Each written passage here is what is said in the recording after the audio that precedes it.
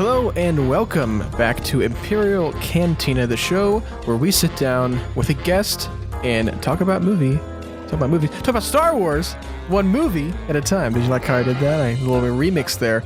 But guys, today we actually do not have a guest. So some stuff fell through with the original guest we were going to have for this episode, which is fine. It's totally cool because we can still talk about Star Wars with each other, and that's what we're all here for, right? Yeah. Well, cool. I am your host, Braydon Leadbetter. And I'm your co-host, Jackson Daleen. And Jackson, how are you doing on this fine Mother's Day? Pretty tired. I just finished. I didn't finish, actually. We didn't get to shoot all of today. But I've been working on a short film that I am DPing for. Nice. But still was able to make some room for some Star Wars. Was able to actually get this watch in, which was nice. But yeah, I'm just mainly tired. I'm in a very busy 2 weeks right now, so I've just been going. So yeah, we've had a pretty heavy podcasting couple weeks too, with Bad Batch coming out and trying to keep up with these cantinas and I think as for my own, I'm a little further in Family at War. I'm on the twins now. I'm on Leia's I think I'm on Leia's first or second chapter. Cool. Yeah, I plan on trying to get that finished by this week, hopefully. Crossing my fingers. We'll probably have a little bit of a discussion on it once we get to one of our news episodes and we're both done with it. Right. But just so everybody here knows that this will be not our final Imperial Cantina, but we're taking a little bit of a hiatus because we wanted to take a little bit more time so we can focus on things like Bad Batch and news and that kind of thing. So we'll probably take a few weeks off, and then once we return with Cantina, we will do things like The Mandalorian, Clone Wars, Rebels, any other kind of Star Wars content that is not a theatrically released movie. So that's what the plan is for the future of Cantina. But as of right now, this will be the last episode of Imperial Cantina for a couple weeks. There's no estimated date for our return of the show yet, but this is the last one for a while. So this is kind of a little bit of a celebration of Cantina and what we've been doing for how many months we've been doing this show now? About 3? Yeah, since February. So that's been really fun getting to sit down with guests and talk about Star Wars. So we usually ask the guests these questions, but I don't think we've ever asked ourselves these questions. So I'm going to ask you, and then I'll also answer these questions. So we already asked what we've been up to. So I think we talked about this one of our first episodes, but we'll say it again for people who don't know. What was your first introduction to Star Wars, if you remember? So it was obviously when my dad sat me down and made me watch all of the original trilogy, and I was of a ripe age when the prequels came out, and I definitely saw Revenge of the Sith in theaters. And yeah, my dad got me pretty obsessed with it from the get-go of me being a kid. So yeah. Well, cool. I think I've said this before, I don't really know my first initial introduction / reaction to Star Wars because I just don't know. Right. I'm one of those people who I don't remember a time where Star Wars didn't exist in my life. But I like to think that maybe it was whenever I was younger, and I think we owned the VHS tape of The Phantom Menace. So my introduction to Star Wars was the prequels, I would assume. But yeah, it's a really cloudy era of my life whenever you're introduced to all these huge pop culture things that are basically just in our culture now, and it's hard to remember when there wasn't a time when that didn't exist. I think most people who listen to this podcast know what our favorite movies are, but just to reiterate, what is your favorite Star Wars movie? I think my most fun one is Return of the Jedi, whereas my favorite movie quality one is Empire Strikes Back. Yeah, I think Return of the Jedi has been growing on me a lot recently. because it used to be a little lower in my ranking, but it's kind of moved up since we've talked about it and done Cantina on it and all that kind of stuff. But I think at least right now, my favorite Star Wars movie is The Last Jedi. It always flips between The Last Jedi and Empire, because Empire is just one of those, like, of course it's everybody's favorite Star Wars movie. Right. So, like, it's almost, you know, a given that any Star Wars fan is going to be Empire. I've never heard of a single Star Wars fan that doesn't have Empire at least in their top 3. So, yeah. Well, cool. Who's your favorite Star Wars character? Actually, it's probably Darth Vader. Really? But I say that with Kenobi's lightsaber tattooed on me. But Kenobi is like the strong second. It's just Vader is the one that always kinds of, I guess, encapsulates like Star Wars and just kind of the full, like, the tragedy of Darth Vader is just one of my favorite story pieces of all times, and just character stories. Give me like a top 3 characters. Vader, Kenobi. I think I know what you're going to say. Oh, definitely Boba Fett. Yeah, I knew you were going to say. I was running through characters, and I was just like, who is my third? And then I was like, idiot, it's Boba Fett. Yeah. I would say my top 3. Top 3, yeah. I think Rey is in one of my top 3. I think Rey and Kylo kind of get switched around between my top 3. So I'm gonna count Rey and Kylo as one character since they are a dyad in the Force. And then I'll go Yoda. And then I'll go. I'll go Obi-Wan. Okay, I'll do Obi-Wan. Go Obi-Wan as well. Yeah, I just cool. I've always seen Obi-Wan as like the perfect Jedi, even though he's not. I've just always seen him that way. I agree with that though. Is he's definitely he is like his character like is a good representation of like a pure Jedi. Yeah, and I think he's the character who has been the most respectful of the Force. I agree. Yeah. So what is no we already did all that, blah blah blah. What is your most anticipated Star Wars TV film or anything like that coming out? It's definitely Kenobi, but I have been kind of getting more, I guess, excited about Andor. Just the more we've seen with it, I'm getting more interested in what it could possibly be. Did you see some of those set photos that came out? Yeah, I did. With like, got like the shore troopers coming back. And, yeah, I think. Mine's got to be Kenobi for sure. Especially because last week I rewatched the. I don't know if you've seen Jamie Costa's Kenobi fan film. No, I haven't. I highly recommend it. It's basically what we're getting with the Kenobi show, but in like a very short film version. And Jamie Costa is great as the Ewan McGregor Obi-Wan. He's really good. I don't know if you know who Jamie Costa is. I don't actually. He has a Han Solo short and a Kenobi short, and they're both genius. They're wonderful fan films. Are these on YouTube or are these? Yeah, they're on YouTube. So if you just literally YouTube Kenobi short film, it'll be the first one that comes up. Or there's also a Han Solo Smuggler's Run.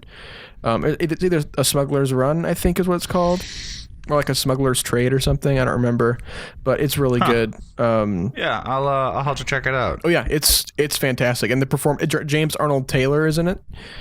Oh, cool. So he plays like an Imperial like officer, and yeah, it's great. You should check it out once we're done with this. Yeah, for sure.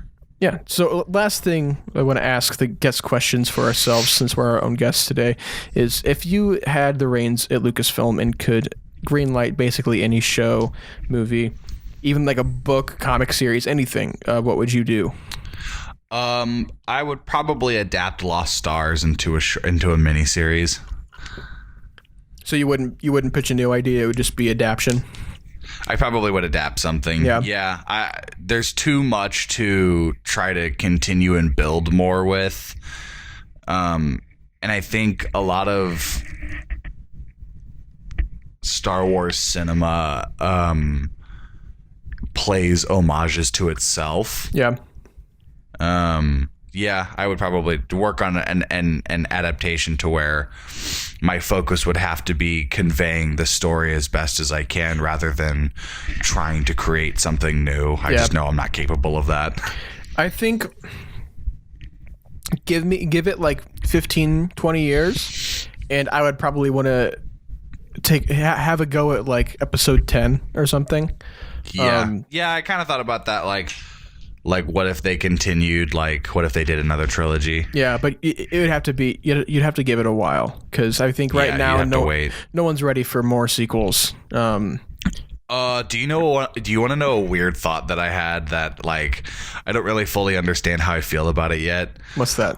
Will most likely be around when it'll be the 100th anniversary for Star Wars. Yeah, probably will, unless some unfortunate things happen. But given that we're all in good health for the next for now for the next 50 years, I think we will end up seeing the 100th anniversary of Star Wars.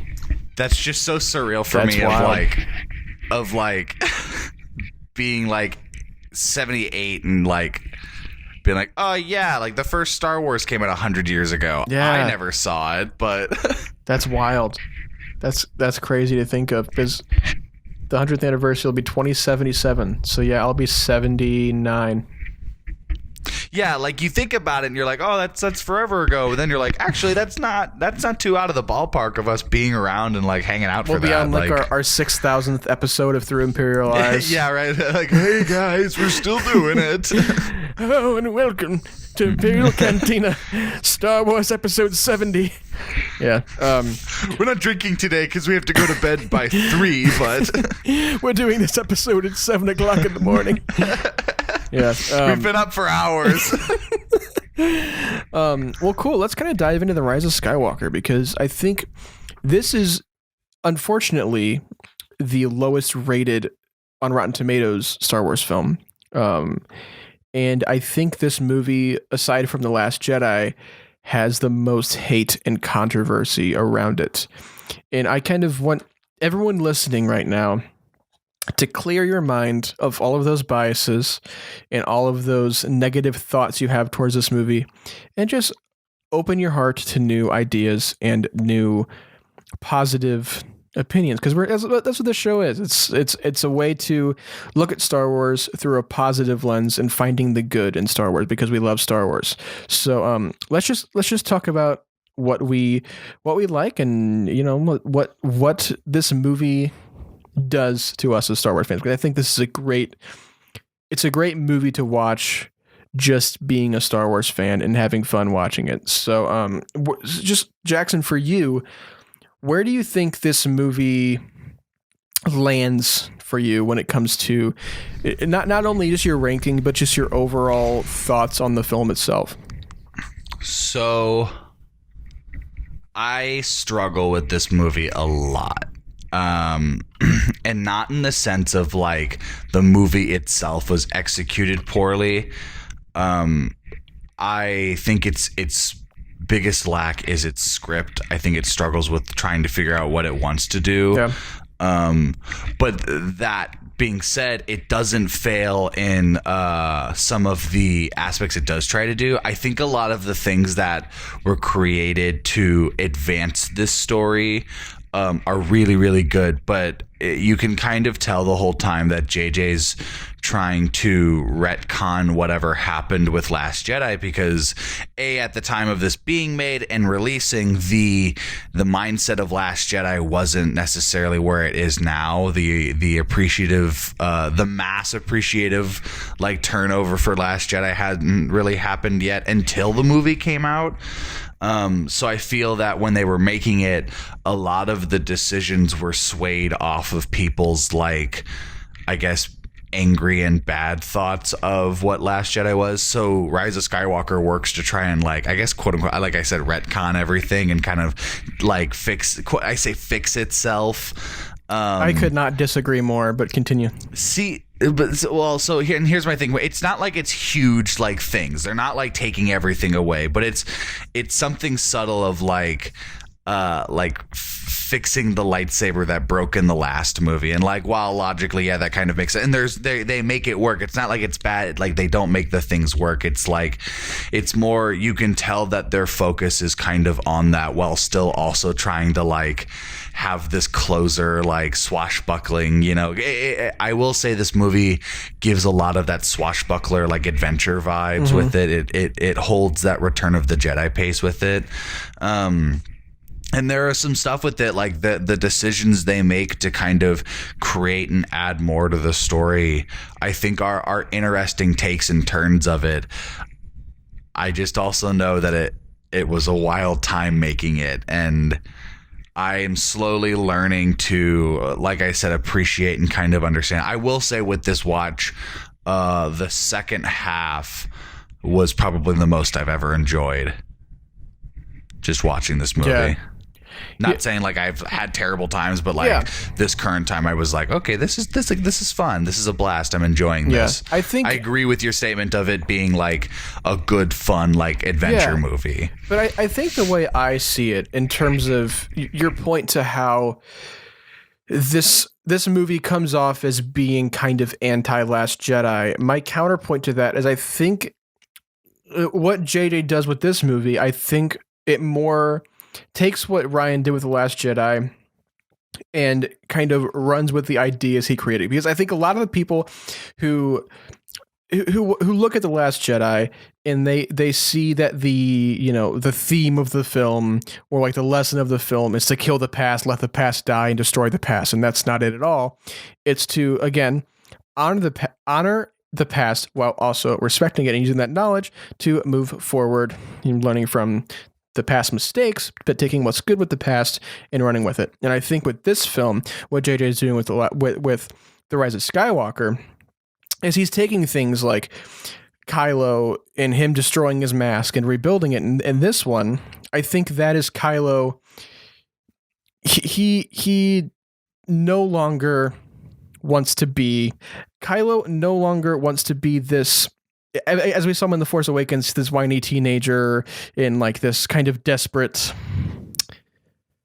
villain guy who doesn't really take him any seriously. And Snoke even says to him, take off the mask, you're just a child in a mask. And he sees that and uses his anger and destroys the mask.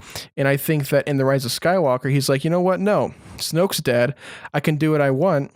And I'm going to reforge my mask because that is what I'm going to use to intimidate people and bring back that aspect of the villainous Kylo Ren. But I think, again, to your point with the lightsaber too, I don't think that has anything to do with seeing The Last Jedi and being like, oh, they destroyed it in The Last Jedi, so we have to fix it. I don't see that. And that's just for me. I don't know. I see a lot of the things that JJ does in this movie as more just respecting what Ryan did in The Last Jedi and running with it than taking The Last Jedi and saying, okay, we need to fix what this movie did. And again, that's just my view of it. And I'm sure 1,000 other people have different opinions, which is totally fine. But kind of moving on here. What was you saw this one in theaters, right? Yes. I think I was a little late, maybe a week or two. Yeah. I have an interesting experience with my first watch. I think I just saw it with my dad. I don't think I had a big grand story for this one. I think what happened to me is, so remember, you know how they used to do like the on like Monday Night Football or whatever, they'd have the trailer, and then like as soon as the trailer drops, the ticket sales drop.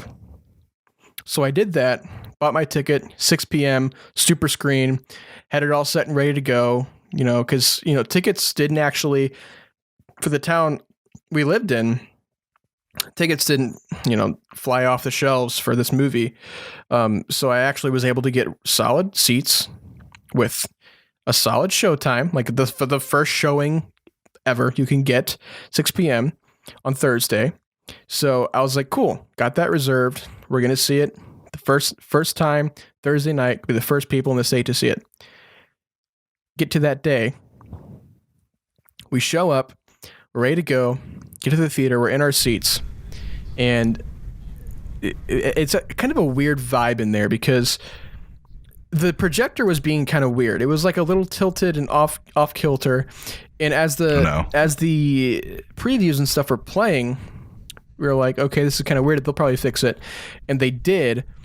And then as soon as the theater by us is called Marcus Theaters, the whole like you know how they have the Marcus Theater guy talking to the camera doing like jokes and stuff. It was that, and then it went to black, and it stayed black. We were like, oh, this is weird. What's happening? And like they're probably like switching the projectors. We'll get it going. This movie's kind of different. And it stayed black for probably about 4 or 5 minutes before someone came in and said there was some technical difficulties. We'll get it playing in just a second. We were like, okay, whatever, fine. We can wait 10 minutes. And then like 30 minutes went by. Someone came back. It didn't take 10 minutes. Oh yeah, someone came back by like, hey, yeah, sorry guys, we're having a lot of projector problems. We're gonna try to get this movie playing as soon as possible. Just please be patient. And then like another 30 minutes to 40 minutes went by. It was like 8 o'clock at this point. Oh my god! And I was like, dude, are we even gonna see this freaking movie? I would have just canceled it. Like people would have just left. So what happened is, they were like, hey, I don't think we're going to get this projector working tonight. You guys can go to the box office and switch your showtime, or you can just get a refund. And I was like, are you kidding me? Because this was the most excited I've been for a Star Wars movie since like The Force Awakens. And I was like, please just let me see a freaking Star Wars. So we went to the box office, got our tickets changed to an 11 o'clock p.m. showing in the smallest auditorium in the theater, because that's all they had seats for.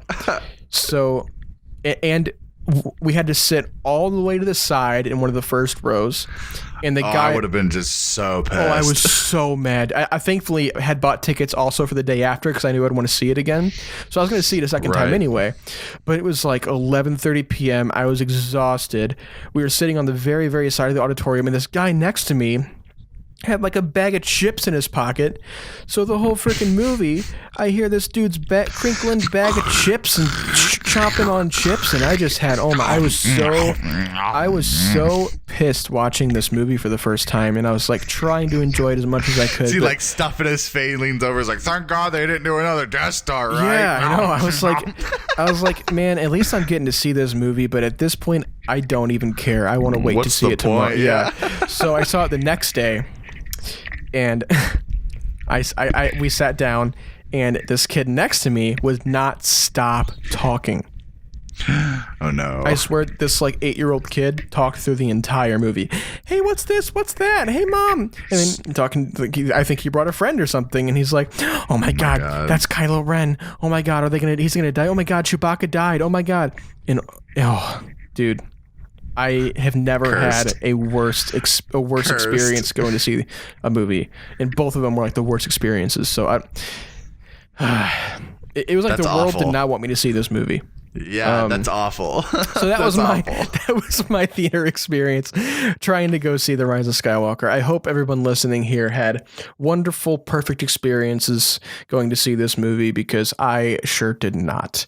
But it didn't keep me from liking the movie at all. I mean, I really did. I've always appreciated what this movie does, and you know how is being as controversial as it is, it's still able to create this wholesome, satisfying ending that I think a lot of people, Star Wars fans in general, can appreciate. I think this film does a lot of honoring the entire saga as a whole. So let's kind of run down, go beat by beat, just talk about what we think of kind of the key points in this movie. So the opening crawl, what did you think of the dead speak?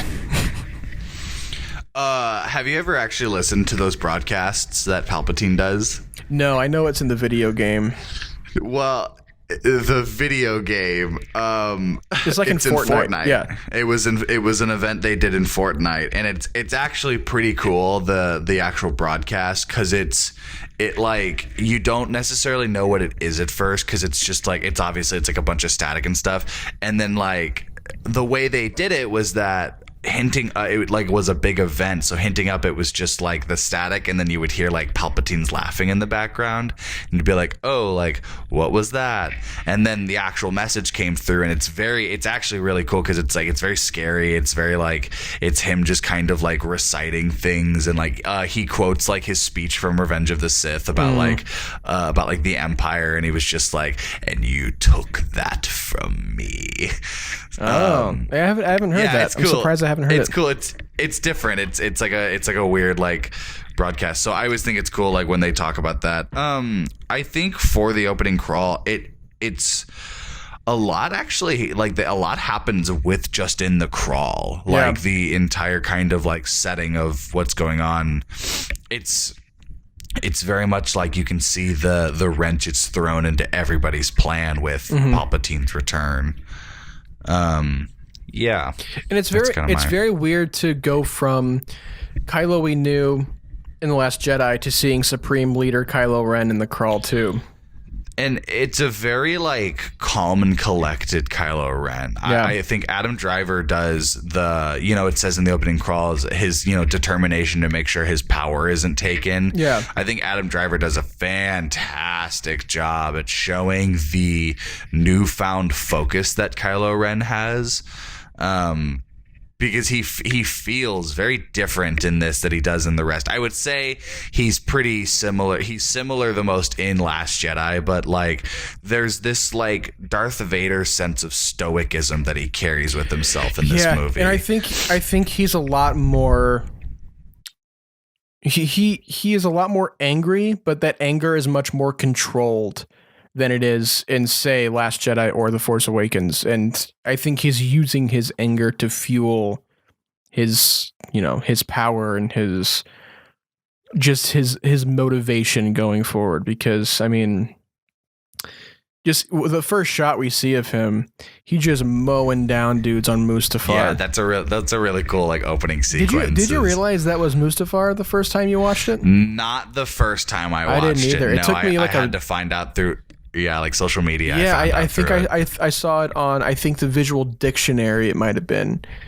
And it had like one of those Mustafar guys, and it said from the planet Mustafar, blah blah blah. I was like, wait, Mustafar? Because we've never seen that side of Mustafar before. All we know is like the mountains of lava and lava rivers and stuff. So yeah, the pits and all that. Yeah, and I can't remember what I was going to say. Never mind. You can keep going. I definitely lost it. That's okay. Kind of moving on. This is the first time we see Exegol. Now, what are your thoughts, before we get into the details, what are your thoughts just on the planet Exegol and the history it has with the Sith and finding Palpatine there? I liked Exegol. I thought it was kind of a cool little like area to show and explore, and I like that that natural primitive like Sith like buildings. Yeah. And just like I thought it was I liked the production design of having like the lightning shooting through but never really hitting anything. And yeah, I love the sound design too. That's great. The sound. Yeah, and like the cool like upside down like mimicking the Jedi Temple like. Yeah. Oh, I actually haven't if thought you look about at that. the big building, Yeah. it's a flipped Jedi Temple. It just doesn't have the spires. Yeah. Yeah. I liked the overall like idea and concept of Exegol, and I kind of want to see like a lot more of it. I think the stuff that you do see is really only like they're like big rooms, you know. Yeah. And while the throne room is a really cool like set piece, I mean more like the inner workings, because like it's just kind of like statue hallways, and it's like, oh, here's like the little Palpatine. Here's his cloning corner he has, where he's got his machines hooked up, and over there is down the throne room. What do you think of the reveal that Snoke and Vader and everybody, or Snoke was a clone, but you know the voice of Vader and everybody in his head was actually Palpatine. It was all Palpatine. It was Palpatine all along. It was Palpatine all along. I think this is definitely it is the most, I say the most logical. I don't mean that to the fullest extent, but it is a natural way to kind of introduce Palpatine suddenly into the story. And I actually really like that line of "I've been the voice inside your head this whole time." Yeah. You know, I love those little cameos. I am like every voice you've ever heard inside your head. Yeah. No, it's cool, and I love the return of Ian McDiarmid. I love that he's just always just played the Emperor. Yeah. Like it's always just been him. I love seeing the tank full of Snokes. Yeah, like floating around. Yeah.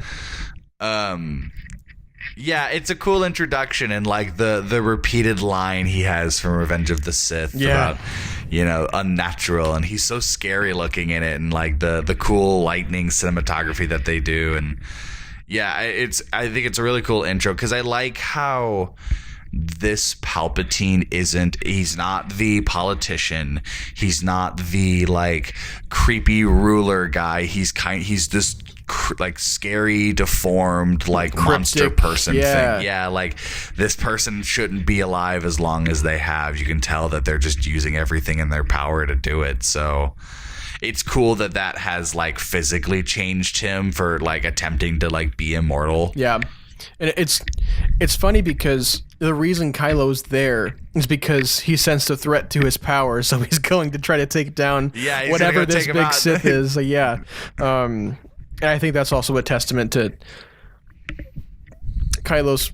I would probably say Kylo's false confidence he has in his power when he doesn't realize there's much bigger things at stake here. Yeah. That's a great way to put it too.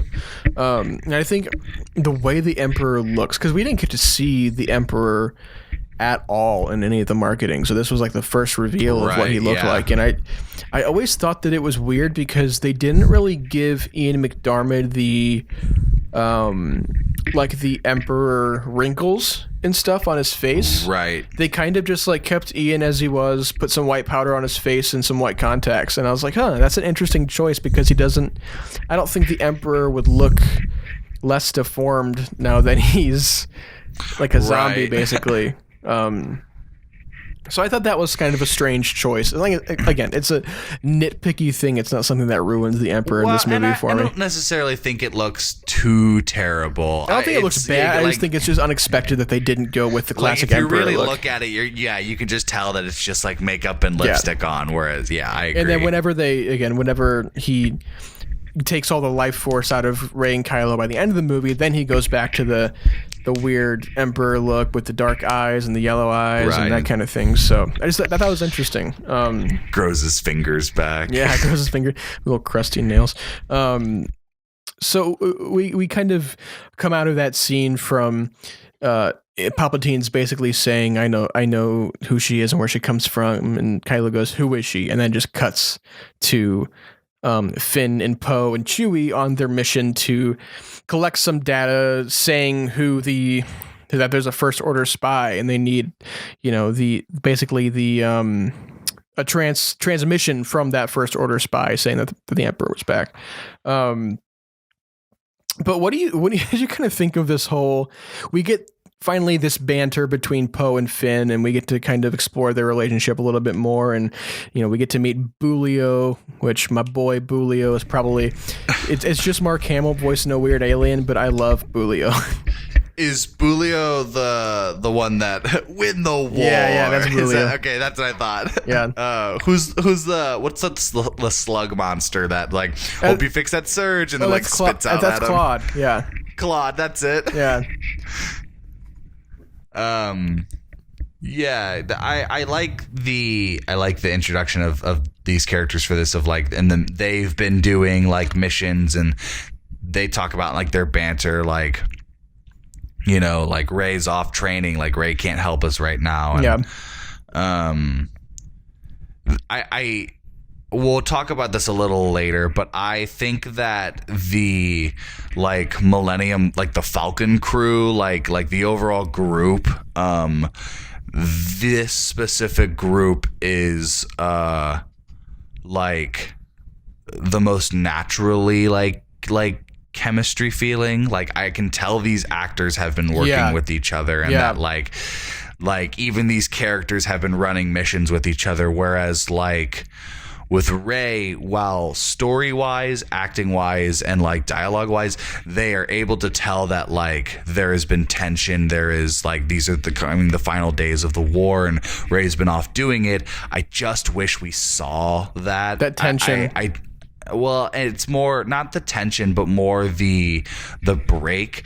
I don't hate, but I don't like that Rey and Poe meet, like, at the very end of Last Jedi, and then while yes, time has passed, the only relationship we've seen them have is this, like, bickering to each other. Like, they kind of hate each other, and it's not that was the choice. It's just that, like, that's all we've seen. I'm like, whoa, why do they hate each other now? Like, whoa, like, and I don't really know if it's cool if they hate each other, but Poe has a different idea of what, you know, this war and, like, this mission is than Rey, and he doesn't really understand the Jedi and why they have to go away to train and all that kind of thing.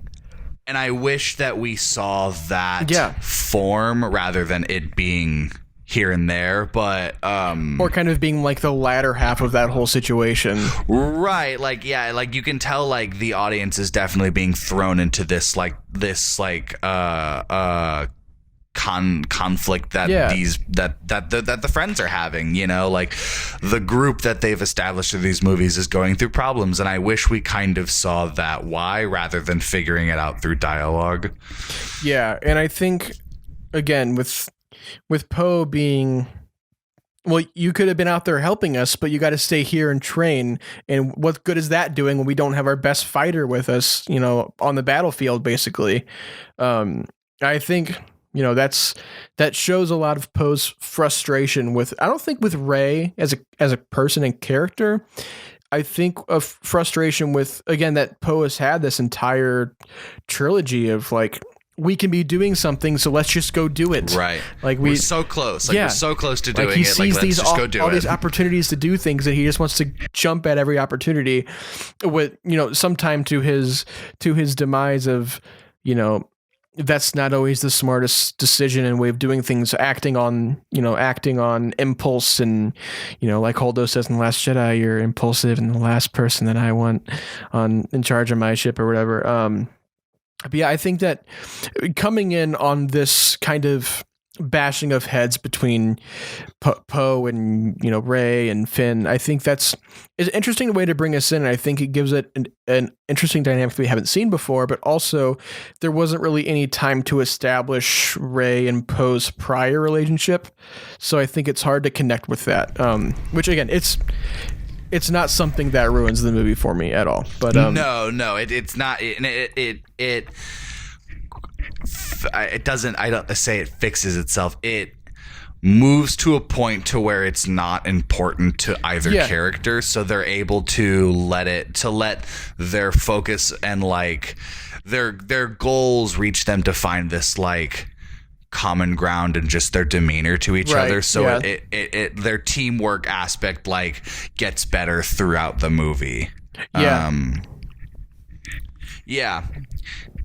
Well, cool. Let's kind of move on to, we were talking about the training. Let's talk about the whole training. We kind of get a little bit of a training montage and meditation with Rey on the forest of Ajon Kloss, I believe is how you say it. But we come in on Rey. She's floating in the air, meditating with these rocks coming around her, and she's saying, "Come on, be with me, be with me." But she's not really getting anything. And I think that is kind of an echo to how whenever they were on Crate and they were calling out for help, no one answered. And I think Rey is sees this happening to herself. And, you know, she's calling out to, you know, the Jedi of before, and she's getting no response, no answer.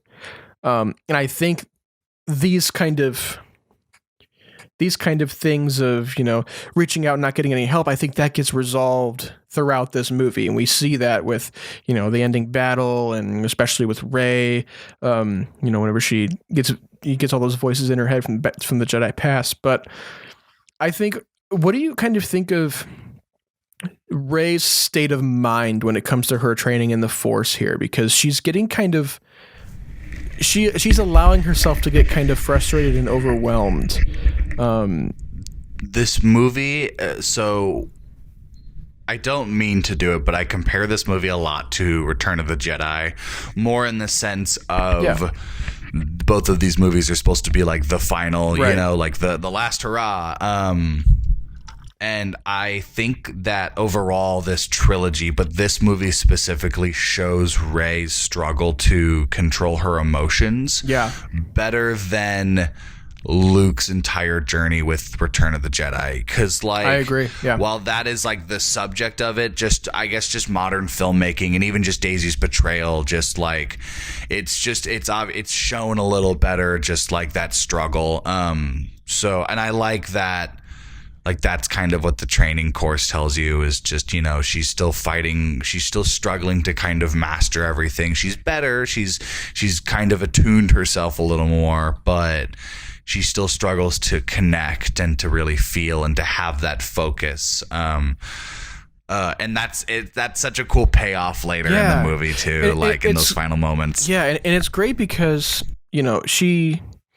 she has all these moments of basically self-doubt because she's getting, just imagine being this, basically the only-ish Force user that is kind of out and open as a Force user. And you're being told all these things by these legendary people of, yes, this is how the Force is, and this is what the way of the Jedi or whatever. And that's how overwhelming that can be. And just how frustrating it can be whenever your expectations aren't met, especially when it comes to this whole training thing. And she even she goes to Leia. She's like, I'm reaching out to them. Why am I not getting an answer? And we get this beautiful moment with Rey and Leia, and they have that great hugging shot that we see in the trailer. But what do you think about how they handled Leia in this movie? I completely understand everything that they had to do with Leia, so I don't ever really give much It's nothing that you can really ever give any fair criticism to. You're kind of you didn't have many options, right. So it's I much more appreciate and respect I think honoring kind of Carrie rather than throwing an actor on set and CGing her face on to try and finish it rather than... I think that would have been pretty disrespectful to Carrie's work for Leia. I agree. Yeah. So I like that they pulled shots and they just kind of re-edited stuff to fix it. And it kind of shows too, especially when it comes to dialogue. She says very kind of empty lines. The dialogue, I completely agree, but I think everything else looks really good. It looks great, The de-aging of her hair, the clothing... it's really only the because it's very just basic lines that it's very it'll cut to her and she'll say, never underestimate a droid. Or it'll cut to her and she'll say, or just no, Rey. Yeah. So it's to no fault of the filmmakers. They did what they could and worked with what they could. And they did a good job with what they had too. Leia's purpose in the story, I think, is still fully achieved to what they wanted. You could just obviously have more if the actor was around. Yeah, I agree. And I remember there being a lot of buzz. Knowing Hollywood, no one gets any time to mourn a tragic death because the day after Carrie Fisher died, there were articles saying what's going to happen with Leia in episode 9. What's going to go on. And it's we don't need to be talking about that right now.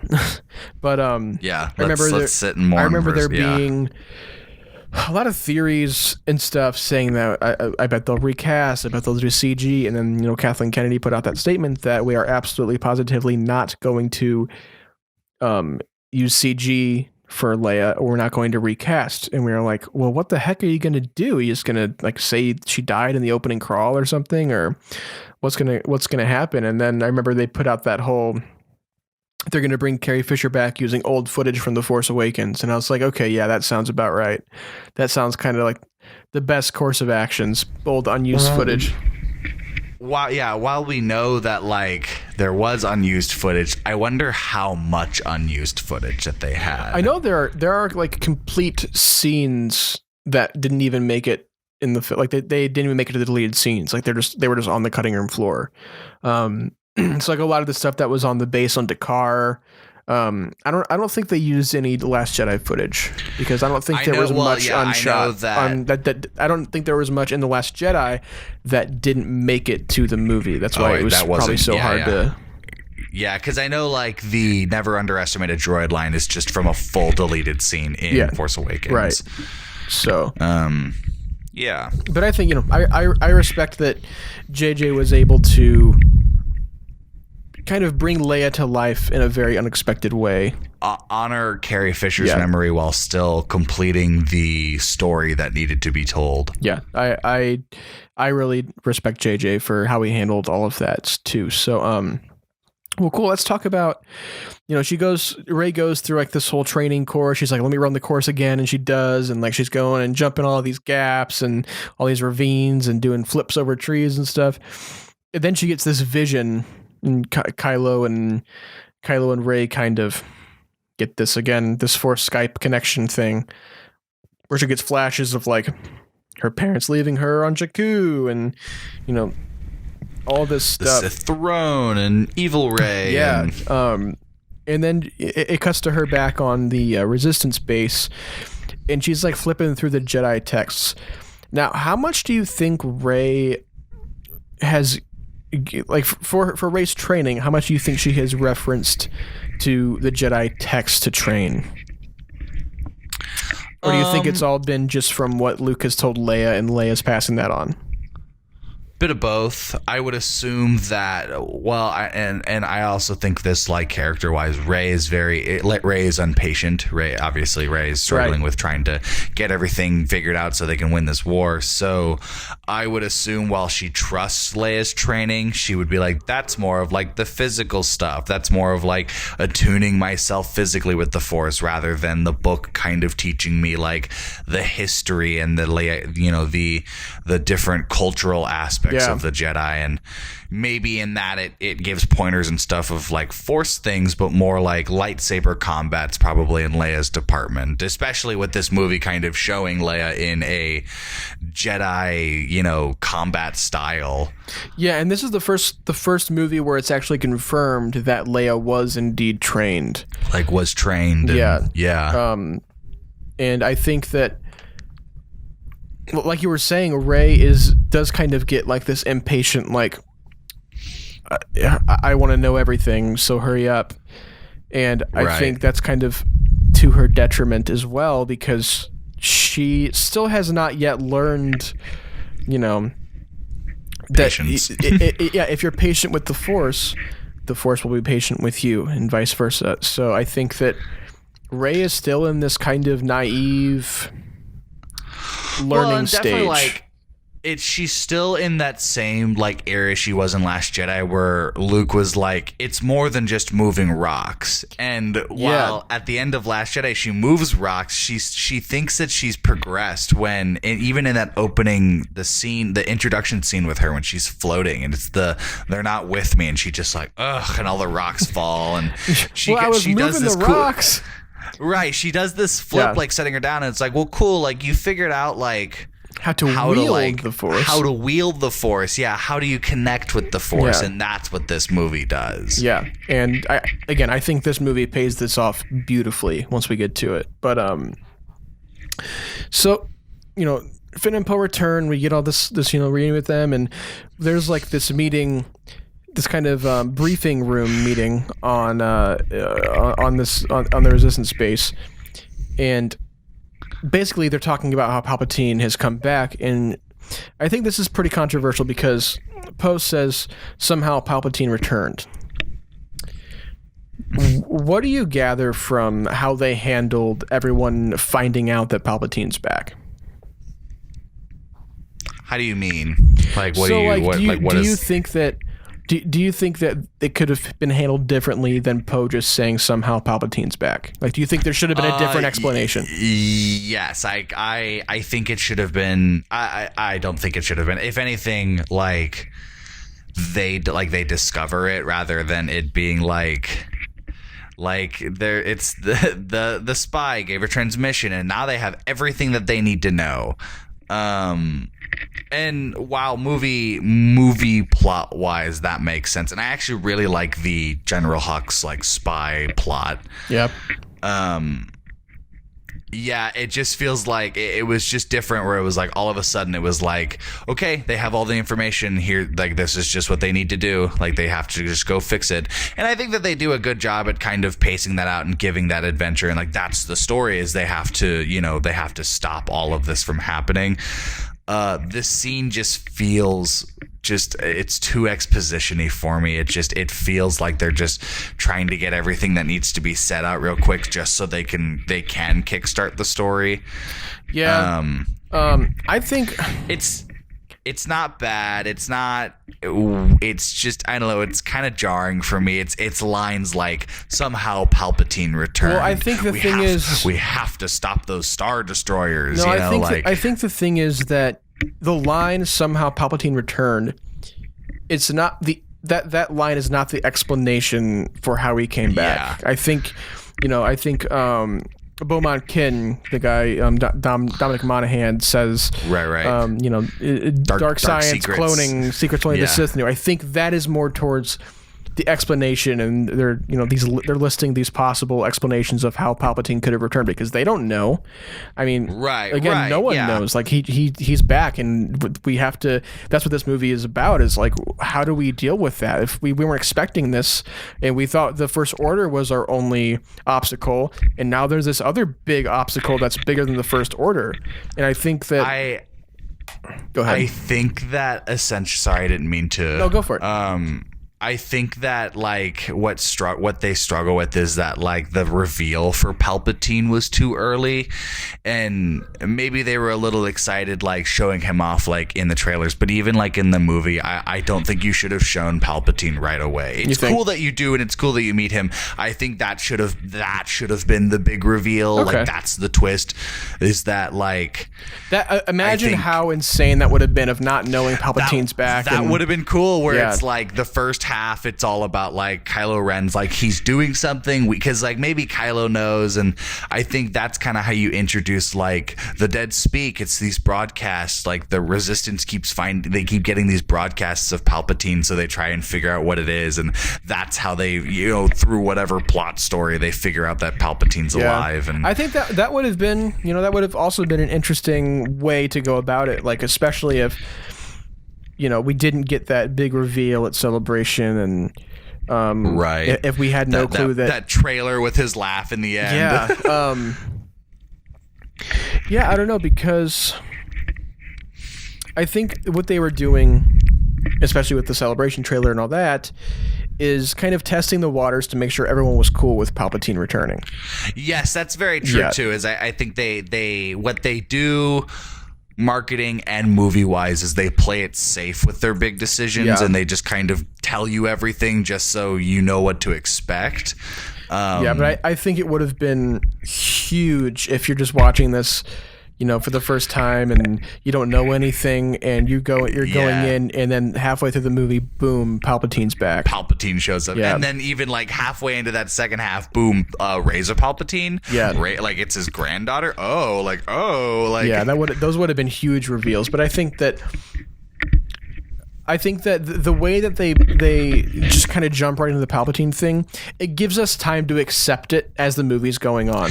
That's true, and it uses it more to let the story focus on Rey's kind of acceptance and struggle, and her journey of fear of having to face Palpatine. Mm-hmm. There's a line Kylo Ren says where he's like, "You know more than you show." Like you're suppressing your memories because like you understand everything, and that's at stake.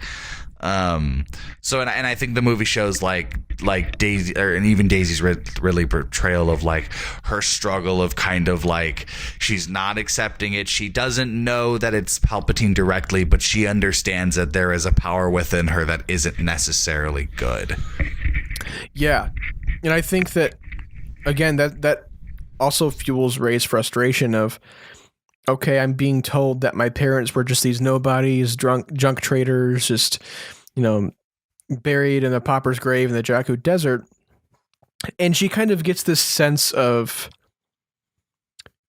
I don't really have much of a purpose then if I'm just this kid, kind of this nobody who,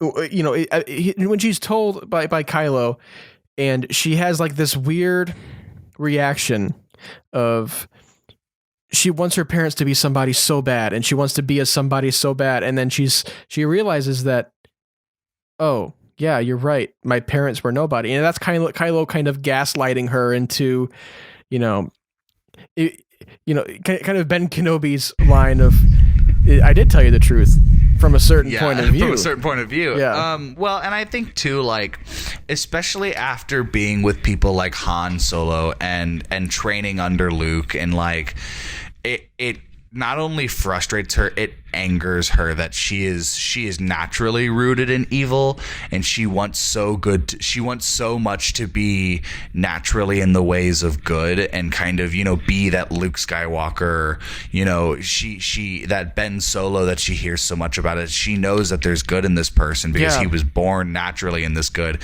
So her struggle and that, like, her motive and her like journey inward is, she's naturally brought from this dark and evil sense to where she has to make this name for herself of being what she wants to be, which is this naturally good person. And I think, to my point earlier, I think the reason which she's so frustrated with hearing this, you're nobody, it's like you don't have a story, is because I think she deep down senses that there is some kind of dark past going on, or there's just something in the Force telling her that there's more to this story.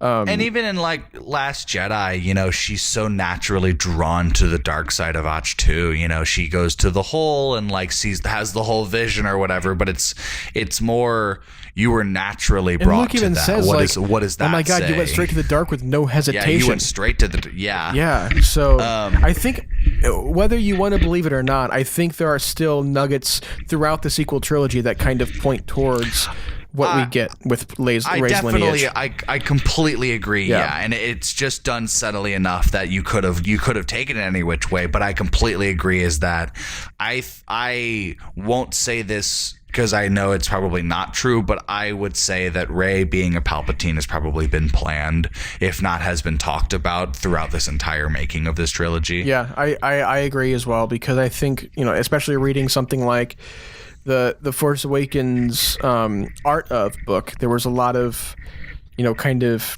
things that alluded to, at least, Rey was this character called Kira, and there was like a concept art of her like swimming underwater of the ruins of the Death Star in the throne room, and I'm just like, I wonder if why she was there, like why she would have been back at the old Death Star, and they kind of used that to inform what they did with Rise of Skywalker. But let's kind of move on here. I think we're kind of getting a little off track, but let's talk about Pisana. What did you think about the Aki Aki festival that happens every 42 years, and how Kylo is basically able to sense her through the necklace she was given?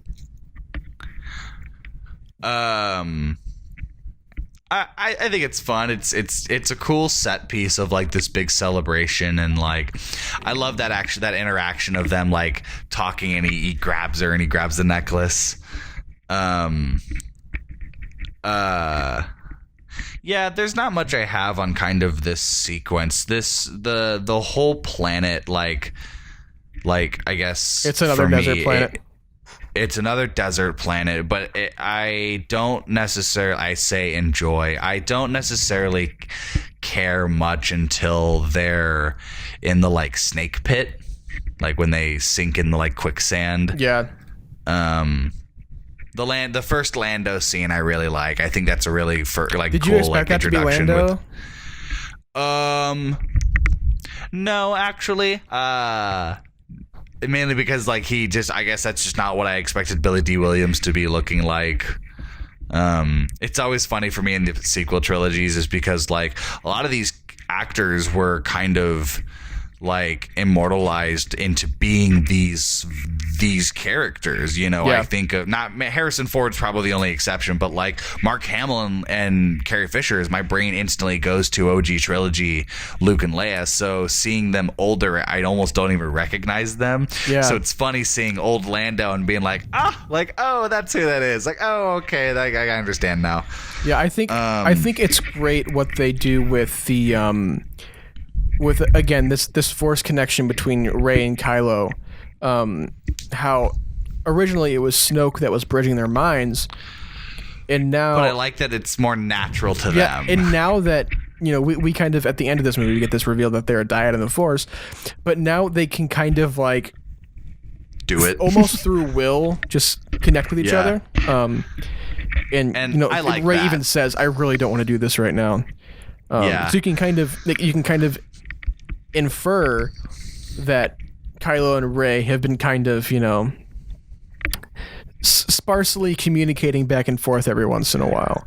Well, and just like he can just like summon her. I don't know what it is, and it's funny because I've actually heard the argument that Adam Driver really kind of phones in his performance with this. I could not disagree with that more. I think such the opposite. He carries that stoic Vader, like that scary intenseness that Vader has in like Empire. Yeah, where the calmness of him walking out of the room after a failure, just like speaks volumes. Kylo has that same energy, and I think a good like showcase of that is in this scene when he calls to her and he's just standing there. Yeah. And he's just waiting, and he just has this like, I love the supreme leader look of like Kylo, of the forged mask. And that's actually one of my favorite lines too that Rey says to him is, I can see through the cracks of your mask. You're haunted. Like that's such a chilling line to me. I think the dialogue in this movie is great as well.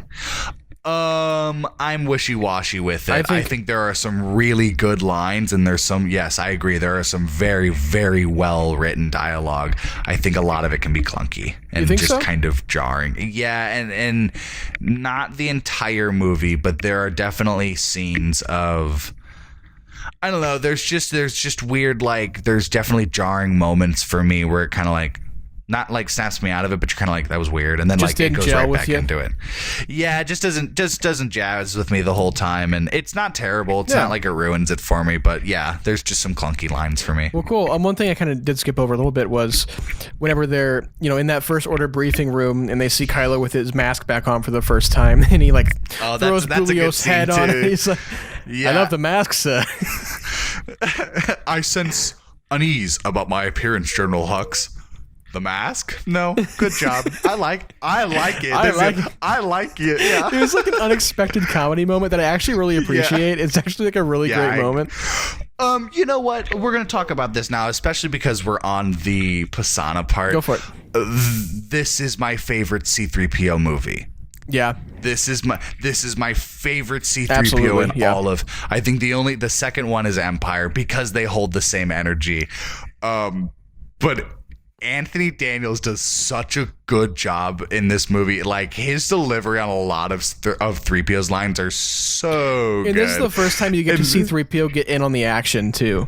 I agree. Yeah. And they actually use 3PO on this mission, and like I really appreciate that, like his purpose and sense of this movie. Like he's still the classic like telling jokes and like, he's the dumb annoying droid, but like they still give a good like homage and like purpose to 3PO to where like he's got good scenes in it. It's the him talking about the celebration every 42 years. He's like, it is a great time. There's dancing and music and like crafts, and they all turn and look at him, and he's like sitting. He turns too. He's like, what are you guys looking at? It's when they all turn to look at him, and he also turns. I laugh so hard at that. Yeah, I think there's also some really great comedy moments in this movie. But with that Lando reveal, I wanted to talk about the way that Billy D has not lost Lando after like 40 years. Hasn't.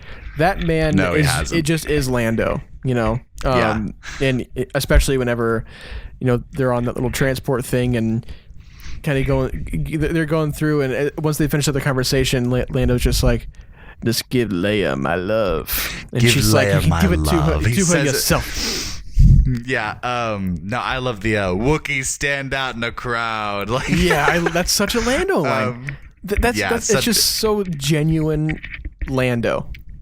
Yeah, and you can just tell Billy D is just so excited to be back hanging out, and just like I remember early like 2015, even like in 2017 with like Last Jedi, is like when they would announce all of the like cast members from the old movies returning, and Billy D was never in any of them, and everyone on Twitter was just like, wow, screw Billy D, I guess. Like, oh, I guess we just hate Billy D. Williams now. Like, yeah, I think Billy D does great. I mean, he's not extremely mobile.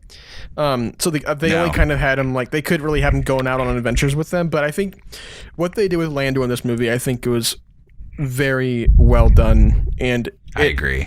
It respects Lando in a very good way, I think, to me. And like it's a good Lando to see, because it's a Lando it's after kind of Lando's change of heart. It's a Lando that like, it's the general Lando. It's just as subtle as when he's telling the shuttle driver that they have, when he turns and says something to him. Yeah, and the guy's like, okay. It's like, you can tell, like, this is still like, this is a very focused and like smart, like, military general who's still in the fight doing his business, even though it's not as strong as what they want / he could be. You know, it's good seeing the classic Lando that we have, while also seeing that he himself has grown in his time. Yeah, and I love hearing that story about how Lando and Luke were working together to find these Sith artifacts. I hear a lot of people actually like say that they don't like that line because it's unrealistic to them that Lando would be like somewhere with Luke. Oh, are you kidding me? That is but, like, I love that.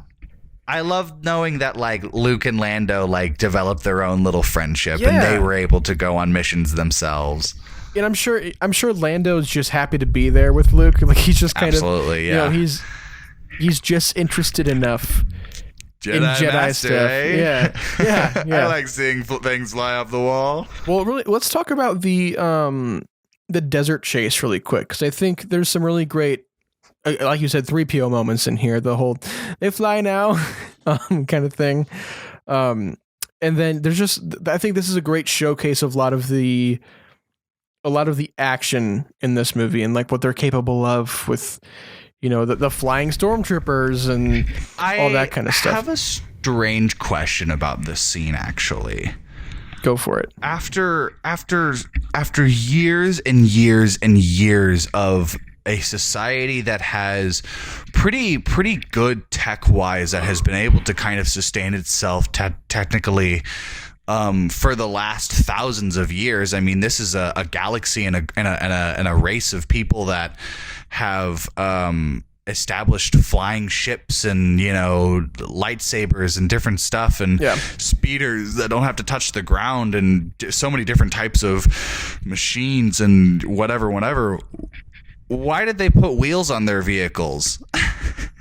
You would think after enough time of like having no wheels, like, you would know that they probably aren't like the best thing. They're more capable of like being sabotaged, which is exactly what happens. Finn throws it's like a hook or whatever he throws at it, and it gets caught up in the thing, and I'm like, you guys didn't think that was going to happen, like, when designing this? You thought that was going to be... that's just for the bit, you know? It's just... And, like, honest, like, they look cool. It's a cool, like, concept of, like, the little, like, speeder that, like boosts itself so they can throw the stormtroopers. Yeah, I think that's more of just a...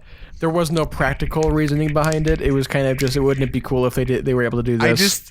I think it's funny that it's the first and only time we've actually seen like a wheel on a Star Wars vehicle, and it is just one of them are destroyed for the exact reason why I think they didn't put wheels on anything in Star Wars.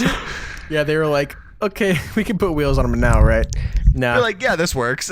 No, we'll still show them why. We'll remind them. Yeah. What do you?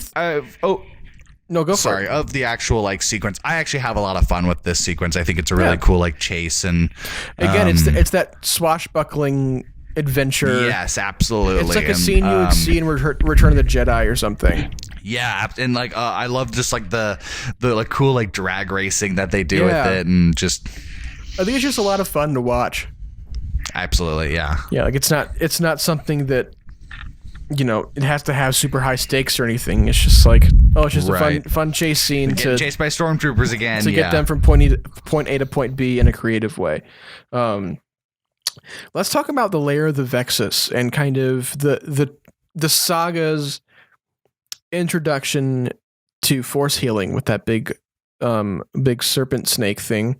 You know, we did see it before in Mandalorian with Baby Yoda, and I'm happy that they actually kind of took that and ran with it, because I think I'm guessing, this is just guessing, that it was actually in the Mandalorian, like written in the Mandalorian first, that concept, and I think JJ kind of pulled from there and was like, oh, this has been established now, we can use this, that kind of thing. Because what the sequel trilogy has done is with every movie they establish a new force power.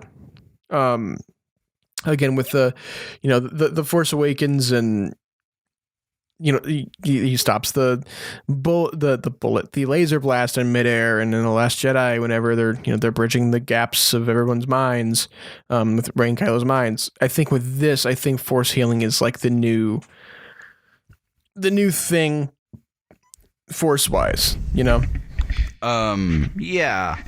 Yeah, it's definitely like the transfer of life essence, just kind of like back and forth.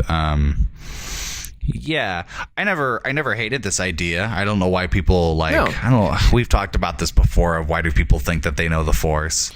Yeah. Literally, no one knows the Force. I do actually like this scene with the, what's it called, the big snake, Is it the Vexus? The Vexus. Yeah. The Vexus, yeah. Because it's not what I anticipated the scene to be. I thought it was going to be another, they get to fight a big snake. Oh, cool. The gang fights, like, it's cool, like Star Wars animals. We always like seeing cool Star Wars animals, especially like you said with Mandalorian. Yeah. Like the big crate dragon that they fight in season 2, you know, like that's like a big Star Wars animal fight thing. They got to fight like a Rancor monster thing. It's a big snake in this one, but instead it's more Rey calms it and, you know, connects with it, and such a good step into the Jedi way, like to find your way out without having to use violence. And your lightsaber should be your last resort. It's a great showcase of Rey's compassion too, because I would say if someone like Anakin was down there and ran into that big snake, he would ignite his lightsaber and start chopping that thing up. It would have been sliced up in a second. Yeah, whereas Rey sees it, Rey connected, sees that. Yeah. You know, I think again she kind of sensed in the Force that there's some reason why this creature was struggling and stressed, and notices its wound. And I'm wondering if she learned this from the Jedi texts, of that this is possible to transfer this life force into another being, or if she kind of like the Force kind of reached out to her and was like, "Hey, you can do this." Figured it out for herself. Yeah. I think it was probably from the text. I would assume that in the 30 years between Return of the Jedi and Luke's death, Luke studied every single aspect about the Jedi, and that's kind of in he was able to kind of see like what changed and what was different and what was more ancient and what was more, you know, the highest of their power when Sidious took over. And so at least for me, it makes the most sense if she got it from the book. But I've never necessarily thought about it as like the Force just kind of told her, like all of a sudden she just knows, and that makes sense to me, especially because Rey's like awareness of her senses, and like, I mean that of like Jedi senses, of like Rey's ability to feel others and and sense others is a lot stronger than I think is naturally meant. She instantly tells that Chewie's on Ren's ship. She instantly can tell when Leia dies. Yeah. So yeah, and I think like with this Vexus scene is like she can tell this beast is like scared and more defensive rather than it being, you know, angry and aggressive, and she's like, okay, well maybe there's something else. Oh, this beast is harmed, like he's hurt. Let me see what I can do to help it, and if it backfires, and it backfires. But I like that aspect of Rey. That's a very Jedi thing to do. Yeah, and I think, like we say every time, Star Wars is about choices, and the choice she makes to, instead of going on the offense, to actually be compassionate and, you know, recognize that this creature is struggling and I need to help it, instead of being like, oh, this creature's in our way, we need to get it out of our way. You know? Help all beings, not just the ones that seem most logical. Yeah, exactly. And I think, you know, she's taking one of her first steps into understanding what it means to be not only a Jedi, just someone who has the responsibility of a good person. No, yeah, a good person, and the responsibility of having these Force powers and being this in tune with the Force. And then let's talk about when they find the Sith dagger. Now there's been a lot of talk of why would the Sith have a dagger. Because originally they didn't. I think it was kind of late in production. I don't know if you watched the Rise of Skywalker documentary. No, I didn't. About halfway through, they talk about how they didn't know what the object was going to be yet. It was going to be like maybe a scroll, or like I think the dagger was in there, and then I think there was a couple other things, and they settled on dagger. Now, what do you kind of think? You think the reasoning behind the use of a dagger is, and how that could kind of tie into the ancient Sith? Because you can only really theorize about it at this point. I don't know. I don't have much thoughts on the dagger, especially with like the dagger doesn't make a full amount of sense to me, and like its purpose, because like it's an ancient Sith weapon, but it's designed to help tell the location of where the second Sith Wayfinder. holocron. Yeah, or that's it. I'm sorry, I said holocron. The design is the same thing as a holocron. They are very similar. Yeah. So I guess it's, and maybe it was like the dagger was made in the 30-year gap. You think? Especially with the percent. Yeah, it kind of has to be. Kind of has to be. Like with the location and all of that. Which I guess in the sense of like that's what they. Well, I guess it also questions who do you think made the dagger and like was aware of what the Sith Wayfinder was. Yeah, because I think it was in possession of Ochi. Right. And I guess it was Ochi, because Ochi was told by Palpatine to kill the parents, so I guess it was Palpatine. I wonder if Palpatine had the dagger set up and made, and then I don't know. So you're just kind of like, huh? I really need to read the novelization, because a lot of the times the novelizations kind of fill in these little gaps of questions you might have. I might as well. Yeah. I might read the Shakespeare version. Have you seen those? Yeah. I think with the dagger, I don't hate the idea. I kind of like the idea of like an ancient Sith artifact, and it's so old it's an actual blade. Yeah. Again, it's kind of one of those. It's designed. It is a plot device by design. So like it's there because it needs to get them to, Kef Bir and to make 3PO go through his whole dilemma, which we'll get to in a second. His whole thing. I think overall I don't necessarily care enough to like not enjoy it, but Yeah, I'm it's not definitely really aware something enough that I'm like, it's not really something that is a cause for any kind of criticism to me, honestly. right, but like when it all plays out, you're just kind of like, huh, okay, cool, I guess. Yeah. Like that's all right. Like Yeah, to me, it's just like, oh, that worked fine, and then boom, you're like, back in it. all right, yeah. Yeah, it's not like, I agree. you see how convenient that dagger was? That shouldn't have been so convenient. Why? Do you want the movie to be 30 more minutes long? Like, what do you want? Yeah, right. What is this, Avengers Endgame? Yeah, I mean, come on. But let's talk about once they escape the cave and they find out the First Order's basically on their butt and Chewie's captured. And then we see Kylo's tie approaching. And we get that awesome moment from the teaser trailer where Rey does this force jump over Kylo's TIE fighter and kind of Flips destroys over it. And man, that is such a great showcase of just a badass Rey moment. He walks out of that unscathed. Oh yeah, he doesn't even have a scratch. He doesn't even have a scratch on him. Yeah. He is fine. He uses the Force. Yeah, right. I kind of thought that too. It was like, I wonder if he like pushed out and Absolutely. like kept the ball of his tie like intact so it didn't crush him in its crash. The ball of his tie. Yeah, right. Like he just kind of like forces the metal like to stick out so it won't like break as he's Or going. if, like he forced open the trap door on the top and jumped out just in like time. hopped out. Yeah. We need to go frame by frame on that and make sure. Yeah, right. Can we see him do his little flip out? Yeah.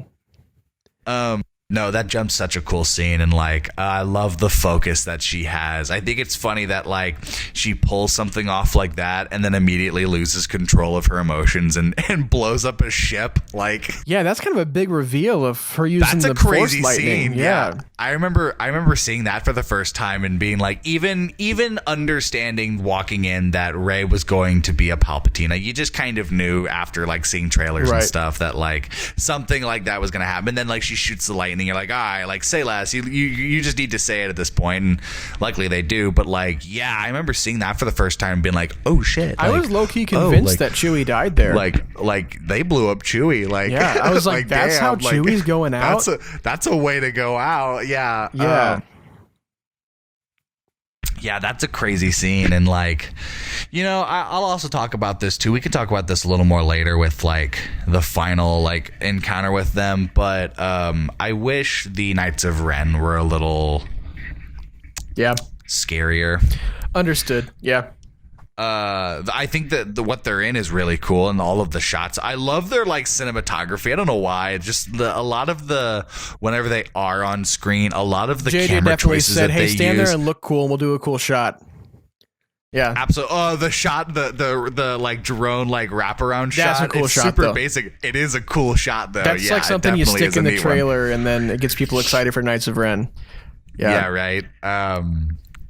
Yeah, so that's kind of that's like my criticism of that scene, but that jump and even just like the struggle in between, and you can see it just how much power that Rey has. I think this movie does a really good job showing how strong Rey and Kylo are in the Force compared to something like A, Luke, but more B, Anakin. Yeah. More kind of Anakin sense, because Anakin was hyped to be this really strong like sense in the Force, whereas like Rey and Kylo, it's shown more naturally. I mean, Rey stops that ship instantly, not blows it up, but more like when she reaches out to grab it, she instantly holds it back. And that's a cool shot too, when it's kind of down behind Rey and it's right after Finn says they got Chewie and she just reaches out to grab it.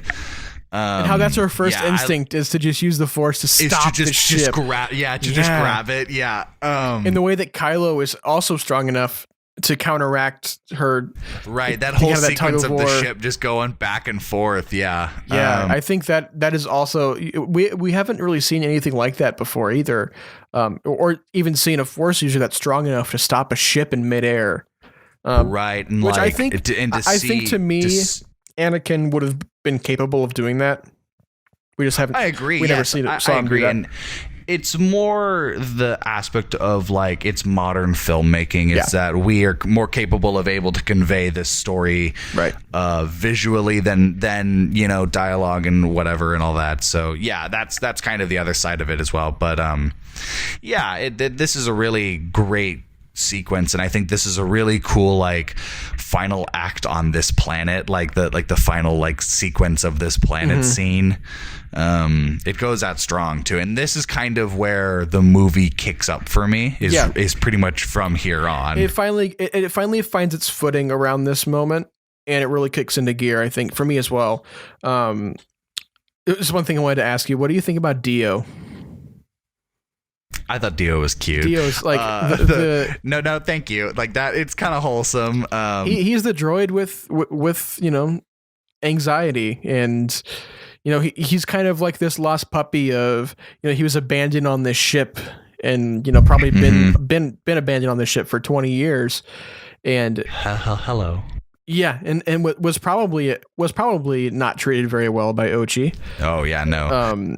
So the way that he sets boundaries, but for himself, and this is the first time that I think anyone has ever respected his bound. And I think this is like just a good encapsulation of there's this being that has this anxiety and has these boundaries that he's not really comfortable being around people, at least yet, because he hasn't warmed up to him. And I think this movie is it's a good way to show that droids aren't just these mindless robot beings. Like there's more to droids than just that, and droids have feelings too. And I think it's just a good lesson in general of respecting boundaries, and not everybody is ready to jump into a full conversation and be best friends with you right away. They gotta absolutely give them some time. Gotta respect people and respect droids. I think with Dio too is I appreciate that Dio isn't overused in this movie. Yeah, I think that's what I was afraid of too, is him being kind of a gimmick. I think a lot of people were afraid of that. Making it a new gimmick droid, and the new fun sidekick. It's we're gonna replace BB-8 mid movie, and I think they used him just enough, and he's just memorable enough too. Yeah. So I think what they did with Dio is great, and the fact that JJ voices him is also awesome. Oh, I didn't know that. I didn't know JJ voiced Dio. That's funny. That's JJ. So I remember hearing the first time, I was like, why does that voice sound so familiar? And then like 2 days later, I saw an article. I guess I just don't know what JJ Abrams sound like, because that's just not the voice that I put to that face. Oh, you never seen JJ talk? I thought I have, but I guess I probably hasn't been in a minute. Well, I understand they probably changed some stuff for the movie. Yeah, it's very altered, but it's JJ's voice. That's funny. Yeah.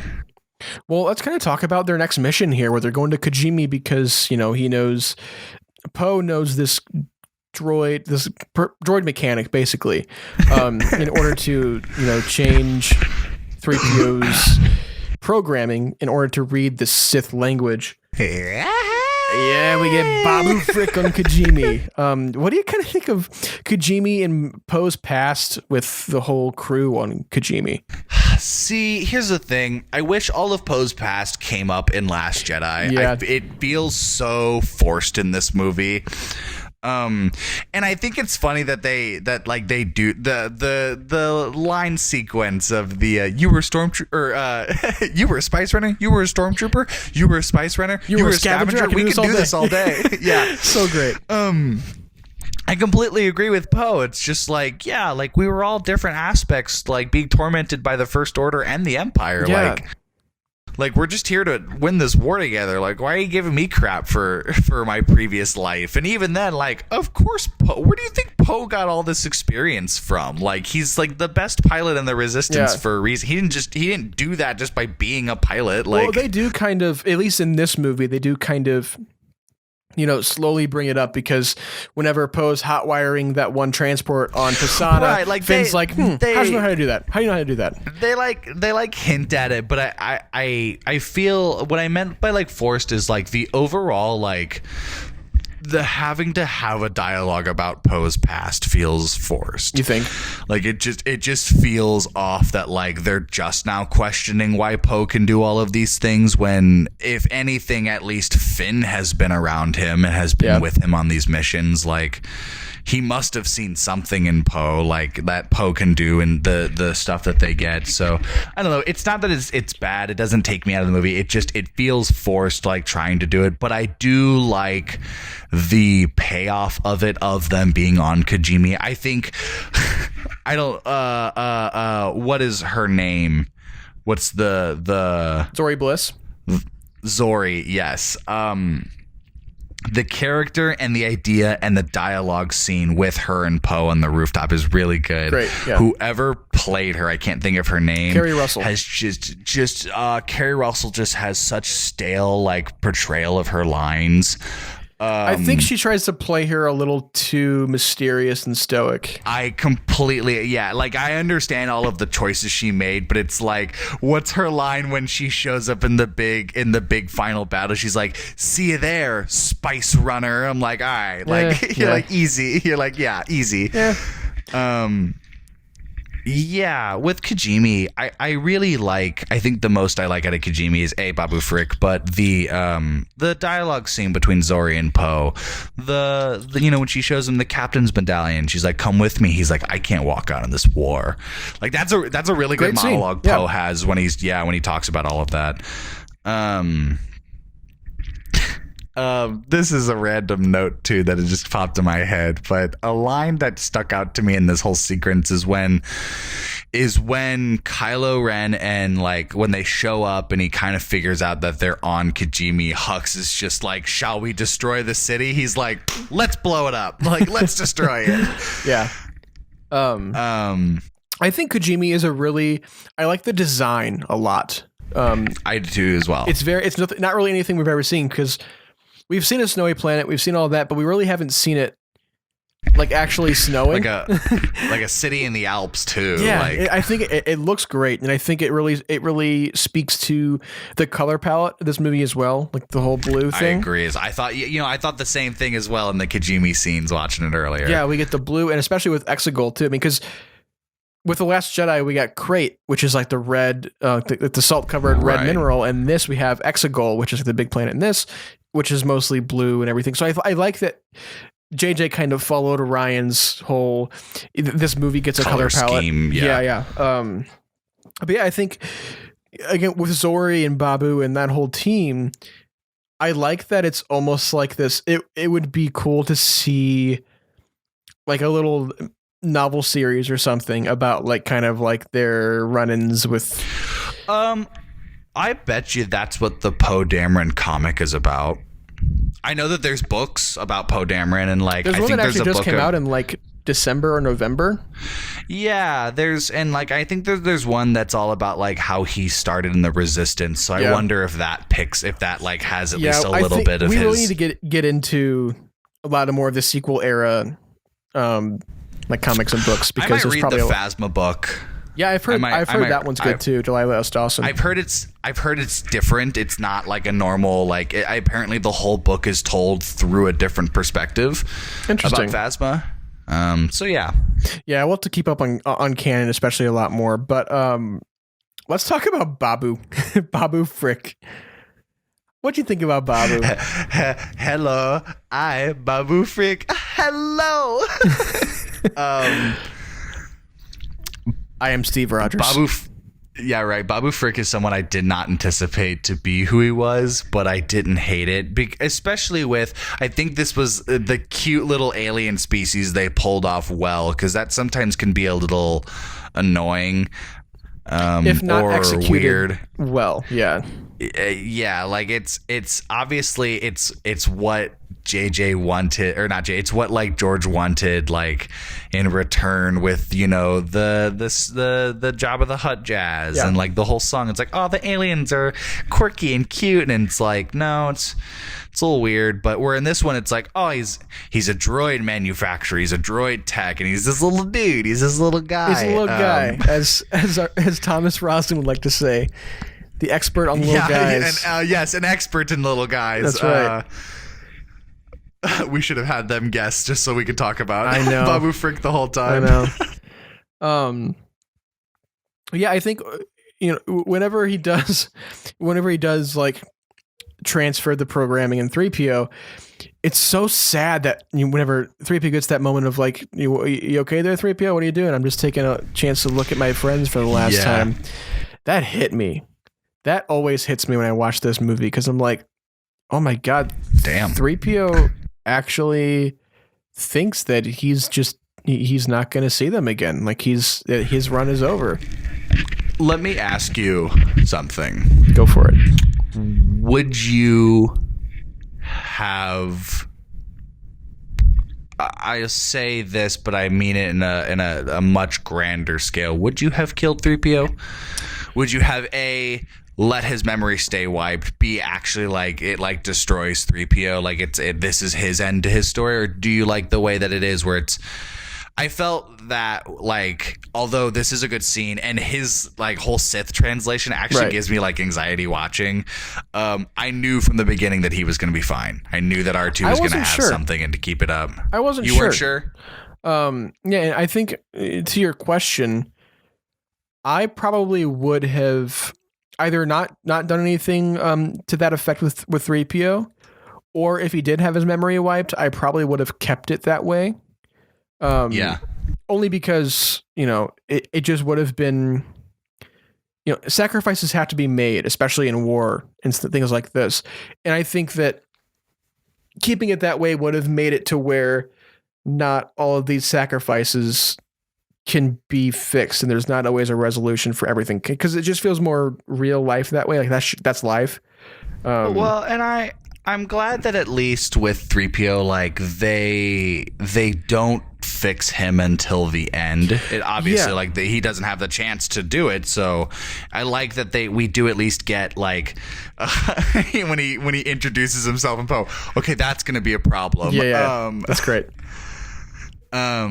Yeah, I don't know. I don't hate what they did with 3PO. It's just I agree with the sacrifices is that some things need to carry some weight in order to fully kind of convey it. And while I am glad they don't do it right away, I just think that fixing 3PO after hyping up how big of a decision it was can almost undermine the decision that was made. It kind of goes with the whole thing in this movie of how many like fake outs there are.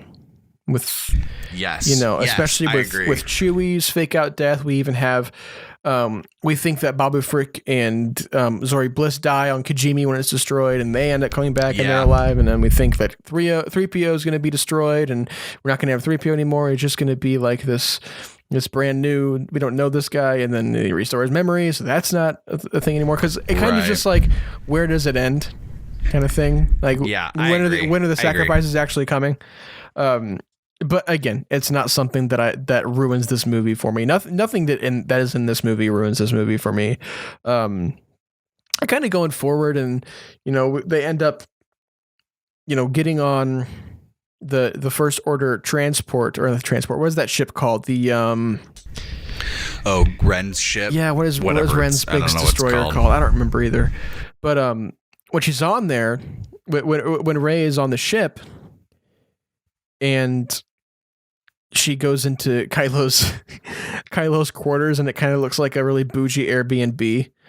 I love Kylo's quarters, actually. I love the design of it. Yeah, it's very the finalizer. It's very Empire. That's a ship. It is very Empire. And just their whole battle of, they're not actually in each other's presence, but they're fighting through the Force in such a weird way. I just want to know what it would look like for an onlooker.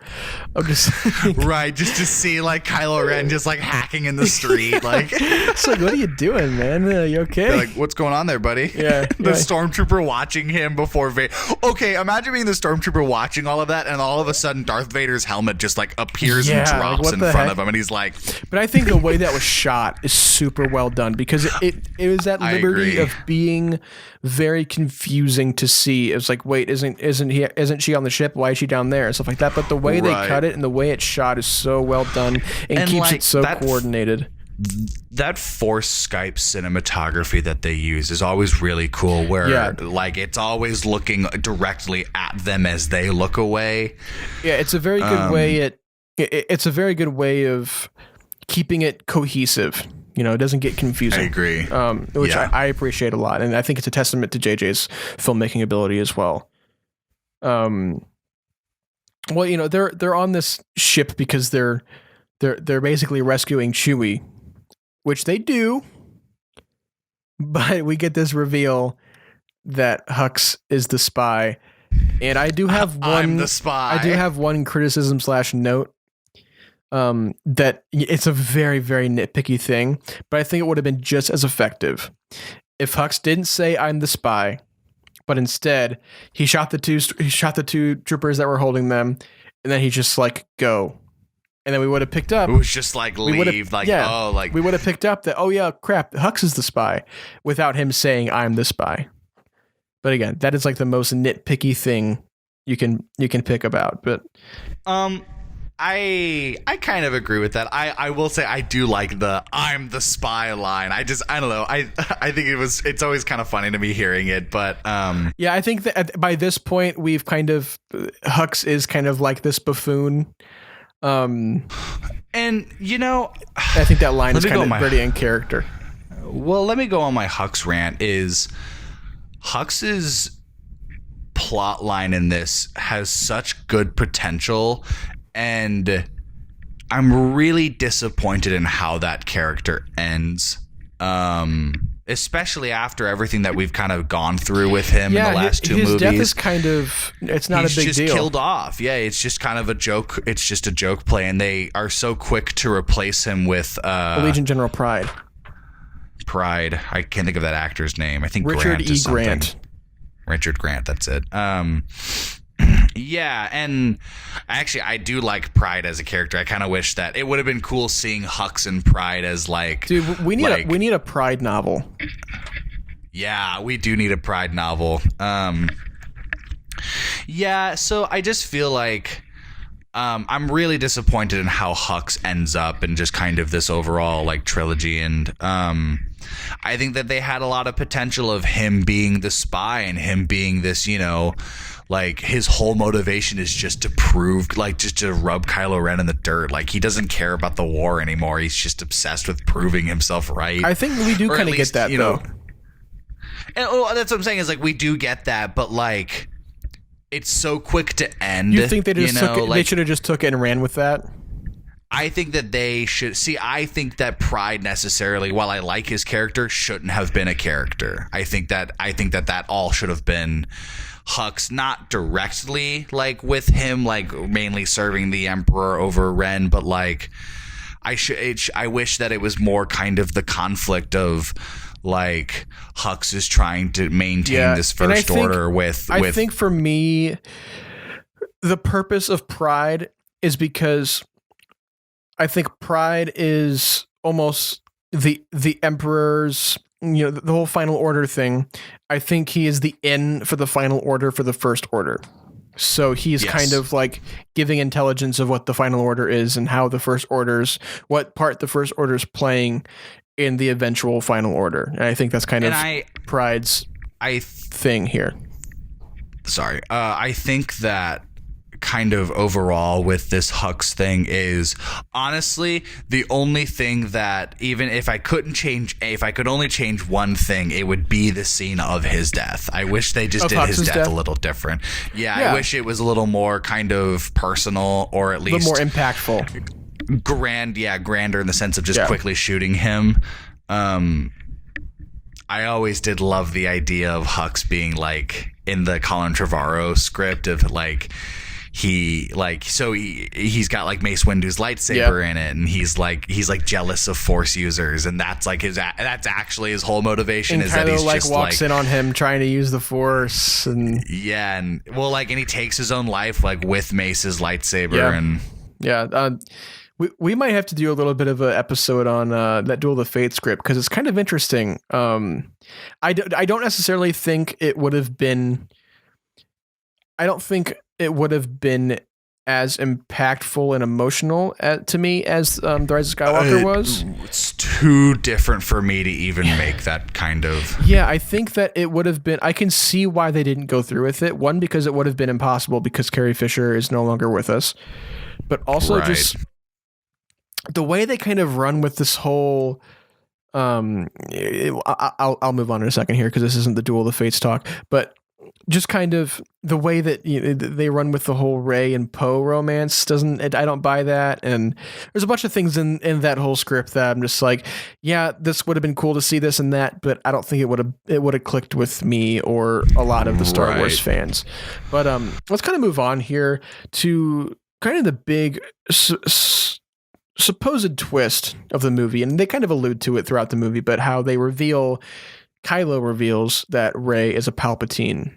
And I remember seeing this conversation play out on screen. They're going back and forth. He's like, "Do you really want to know? Do you really want to know your family?" And she's like, "Yeah, just tell me, blah, blah, blah. You're a Palpatine." And I go, "Huh."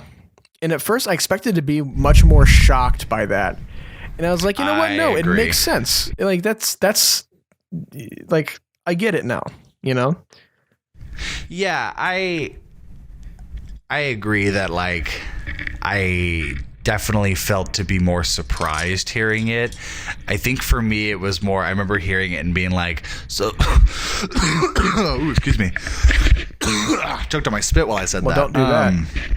Don't do that. I think for me, it was more it was like, oh, so that's what they went with. Yeah. All of these theories after all of these years, and they went with that one. And, like, that's cool that they did that. It's more, last notice. I think what people struggle with is the fact that he doesn't only say you're a Palpatine, he says that Palpatine is your grandfather. And it's not really explained how that is so. So it's kind of like, it's just kind okay, of, yeah, but how? And you don't really explain it until I think like a couple scenes. So I can understand how that can be overwhelming. Kylo Ren says my mother was the daughter of Vader and your father was the son of Palpatine. Like, so I'm like, okay, well, at least we know, like, Palpatine had a son, but, like, when, where, how? I remember when Rise of Skywalker came out, I'm going to swear in this too, when Rise of Skywalker came out, there was an Onion article that the headline for it was, a new Star Wars movie proves only one thing, that Emperor Palpatine fucks. Yeah. You're kind of like, cool. You're like, hell yeah. It's just, but it's also like, I don't care, you know? I don't care. Yeah, it's like, so, you know, I don't know. But I'm completely cool with her being a Palpatine because I think that creates a really interesting dynamic of the whole yin and yang of Kylo being born into light but becoming dark, and Rey being born into darkness and becoming light. And we get this great dyad yin and yang that I think really, really works once you actually watch the trilogy as a whole. I agree. With that in mind, and I think that it makes the interesting character dynamic so well done, and it's so interesting to watch and pull from these little nuggets throughout the trilogy that kind of point to that. So I think that's always fun, and you know, it's one of those things where, again, with people with The Last Jedi and saying that is undoing what Rian Johnson did for Rey, which, you know, I think that it brings up a new question of, or not even question, just a new revelation to me of it makes Rey kind of find out that it's not about what your lineage is and whether you come from a nobody or not, whether you come from something or not. It's not about that. It is always about what you choose to do and what you choose to make of yourself, no matter what your background is, you know, and no matter what you come from and your bloodline. Especially, this movie says a lot about bloodlines as well.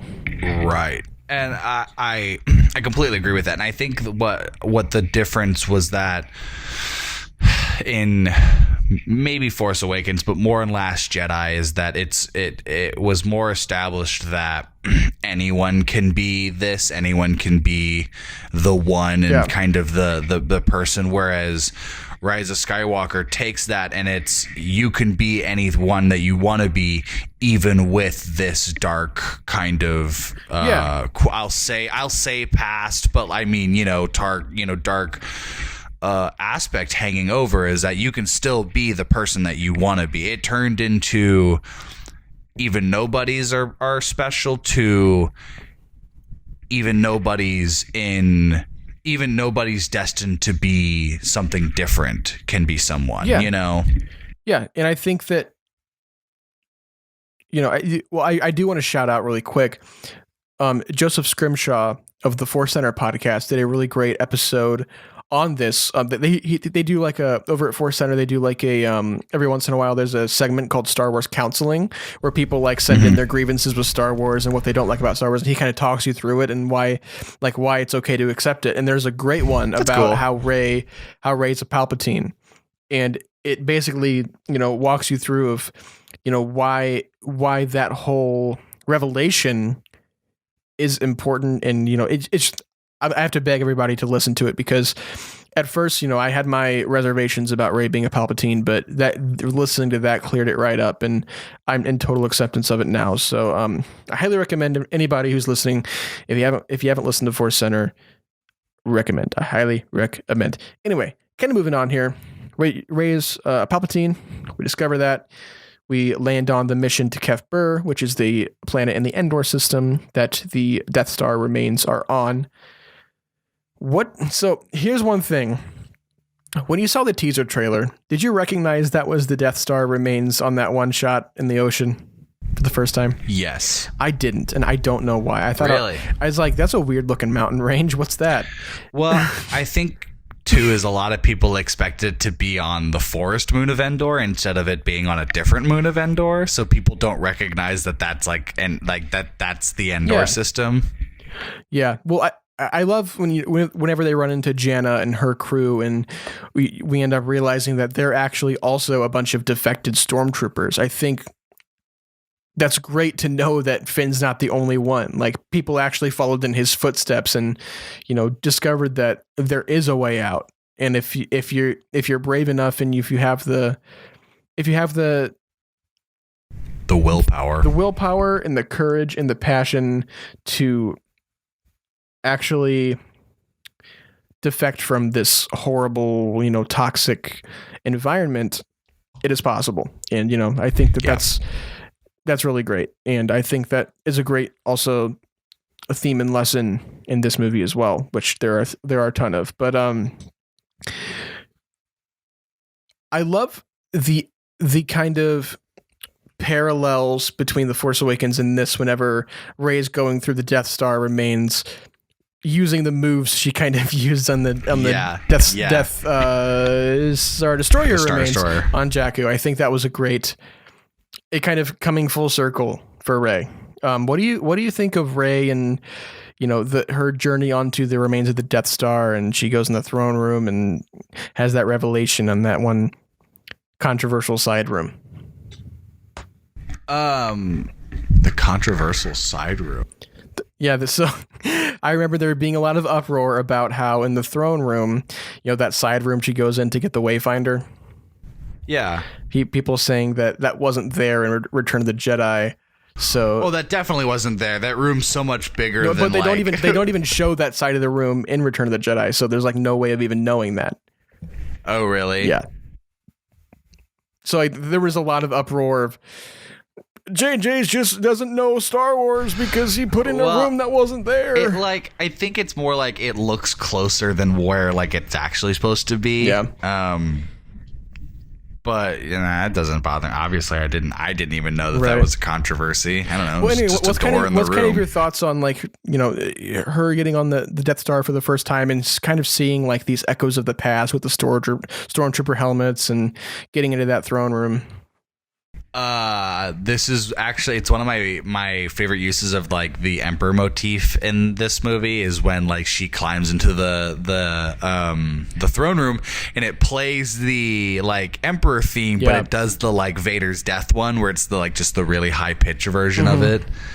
No, I like that, and I think like the whole vision she sees is cool, and like the Dark Ray hisses at her. I always laugh at that whenever Dark Ray. It's so bonkers like, that it's awesome. It's a wild scene. With the sharp teeth. No, yeah, and then the fight sequence between Kylo and Rey. Oh, it's so wonderful. Good. And it's so beautiful. It is so Obi-Wan and Anakin on Mustafar, but with water. I agree. Yes, I agree. And I love how, the fighting style of the sequel trilogy is very heavy and clunky. And hello, sir. It's very heavy and clunky. That was Jackson giving me a kiss on the forehead, by the way. Yeah, I was giving Braydon his good little nappy nap kiss. That's right. I like that, even though that while yes, Kylo Ren's fighting style is more attuned, is been attuned, Rey is more attuned. I like how this is still kind of a heavy fighting scene. I like that Rey fights with the Skywalker saga or the Skywalker lightsaber like it's heavy, like Anakin did, rather than Luke, who just kind of had it. And granted, those were different time frames. They obviously didn't establish like how the blade was used, but like Anakin uses his very heavy, uses it like a broadsword. And Rey follows that as well. And I think the reason people give Rey a lot of crap for it is because look at Rey. Would Rey be able to hold a big, heavy broadsword easily? Like, obviously, she's going to be yelling and swinging it around heavily to get those hits. Like, that makes sense to me. I would argue that Luke did because Mark Hamill has even said that George Lucas told them that the handles of lightsabers are actually very heavy and like you had to be very like agile with them, and Anakin kind of swung it around really crazy like it was nothing. I'm not saying that Luke didn't. I'm just saying like Anakin was definitely more like prevalent, and even like I think also like in like the Clone Wars series, that's where like Anakin's usage of the heavy used blade is more prominent. And I think that like this was very accurately shown in live action of it being a heavier aspect and other people using it, this is a killer fight scene. This is a really cool. I think the choreography is a perfect mix between that kind of emotionally fueled fight that we get in the original trilogy and those kind of fights, and something like the prequel trilogy where it's more focused on the flashy choreography. I think it's a great mixture of that kind of thing, and just the emotion that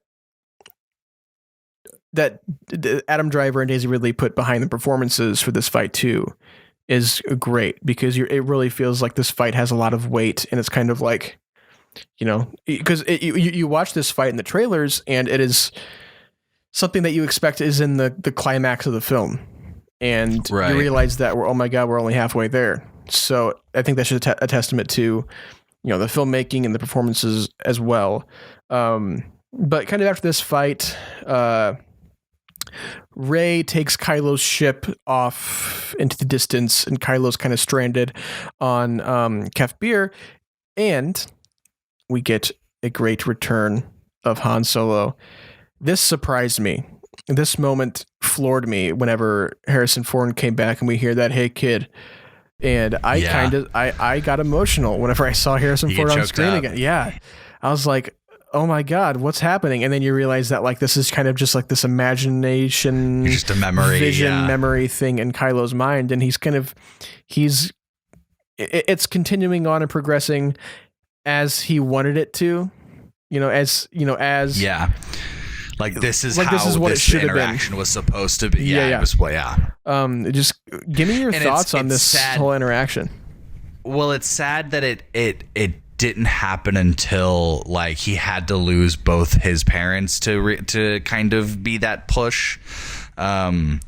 He kills Han to kind of let that be his like initiation and like his basically, final say into stepping into the dark, and it's his mother reaching out before and giving all of her life essence to let's talk about to reach out, and we'll talk about that at least too. say That's for me. That's the scene that I get choked up, is when while they're fighting and she says Ben and he never just lost turns. hope in her son. She never lost hope in her son. It's just so heartbreaking to me, and it's just like, and I love it. And I love how Rey is. I love the imagery of that scene of Rey stabbing Kylo. Is that she does it A, with the red saber, and B, she does it out of anger. Yeah. And it isn't until Leia's death that it snaps her back into reality. And she's like, oh crap, what did I do? Right. And it's cool that like she instantly plays into the dyad of they kind of have to keep each other sustained, is that even though she can I think the thing is that they can both prove to each other that they, if given the opportunity, can one up each other. They really are balanced in kind of their skill trade. Yeah. But that also goes to the sense of keeping each other alive, is that they both are the best possible option for that by trading those, life essence to each other. And she instantly helps him and is just like, it's almost like she's sorry, like she's just like instantly, she runs and steals his shit, but she's like, sorry, I stabbed you and your mom died. Have fun at Death Star too. Like, yeah. And I think that's kind of where Kylo first experiences this whole force healing thing too, as well, which also pays off at the end. Because he kind of has this look of shock on his face of, wait, you can do that? Yeah, he's just like, oh, and it's like his breathing, like yeah. he like gets more calm, and he's just like, whoa, yeah, I agree. Yeah, and I think I think this is an A+ Harrison Ford performance as well. I agree. Yeah, it's a really well done. Even though it's just a cameo, it is a very well done cameo. Yeah, and how he does the face touch again, and instead of Kylo, instead of that happening and Kylo kind of like being weirded out by it, he kind of embraces the face, his father touching him. Notice how Han does it before the lightsaber. Yeah, it's done before he does anything, and I think that's probably the difference of what should have happened, was that instead of Han being like, okay, like let's do it, and giving Kylo the opportunity to kill him, instead Han reaches out to his son and he touches his face, and it's just like the touch of a father's love. Yeah, just that's all you needed. Yeah. And I think Ben returned when Leia died. Absolutely. And I think Kylo Ren dies when he throws the saber. Like that is cut and dry. Yeah, that's the switch. That's it. That's the moment. I think that, as much as people hate it, I think that is also an echo to The Last Jedi of Luke throwing the saber behind him. Yeah. I think this is Kylo's way of, being done with it. Yeah, because I think the saber symbolizes killing and death, whether it's a Jedi saber or a Sith saber. The saber is used for killing. It is a weapon. It is a weapon, and a Jedi's weapon. And that's, again, I think, to me, Luke throws the lightsaber behind him because that is, he doesn't want anything to do with that anymore, because the Youngling Killer 9000. Yeah, right. And I think with Kylo, he basically, I'm done with this. I've seen, I don't know if he's technically at this point, if he has seen his mistakes yet, but he is just now coming to terms of, maybe me being like this is probably not a great idea anymore. Maybe being the bad guy wasn't that fun anyway. And he kind of expected his life was going to end when he got stabbed by Rey as well.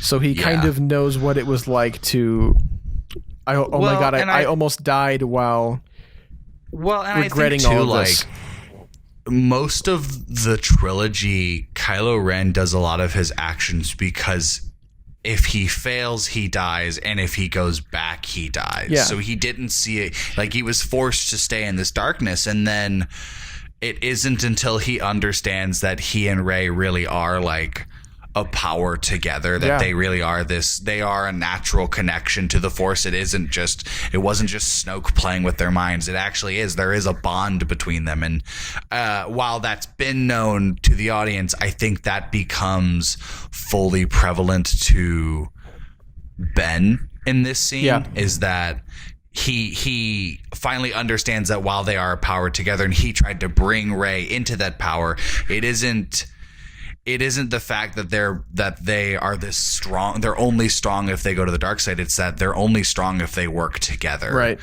And the fact that even though she can defeat him, she can also be the one to save him, and that's kind of his turning his click with that, you know. Yeah. Again, I think, you know, this is basically Kylo's moment of turning to back to Ben Solo, and I just think it's done super, super well, and it's well deserved to me. I think this is my favorite scene in this movie. Actually, it's a great moment. It's at least the Han and Ben conversation. It's a great moment. Yeah. Let's kind of talk about Rey going back to Ahch-To and the island of Ahch-To, and you know, she's making the same mistake that Luke did. Of, you know, she's ready to desert and just kind of abandon everybody because. Why do you think that? Why do you think Rey does that? Do you think it's because like the death of Leia like scared her enough to think that they didn't have any hope? Or yeah, I think so. I think she saw the death of Leia as the death of the Resistance, and that's fair. I think she just got scared and overwhelmed that she, as you know, tying it back again. Luke says, "What do you think? I can go out and face out the entire First Order by myself." I think Rey thinks that she's going to have to go and face the entire First Order by herself. Right. And that scares her. Well, and she makes the same mistake Luke did by going to the island and abandoning everybody. I think it's funny, too, that, like, Han to Ben immediately after is just like, your mother's gone. He was like, but what she stood for, what she fought for, he's like, that's all still there. He was like, that never disappeared. So I think it's funny that point against Rey is instantly made, like, just from Han.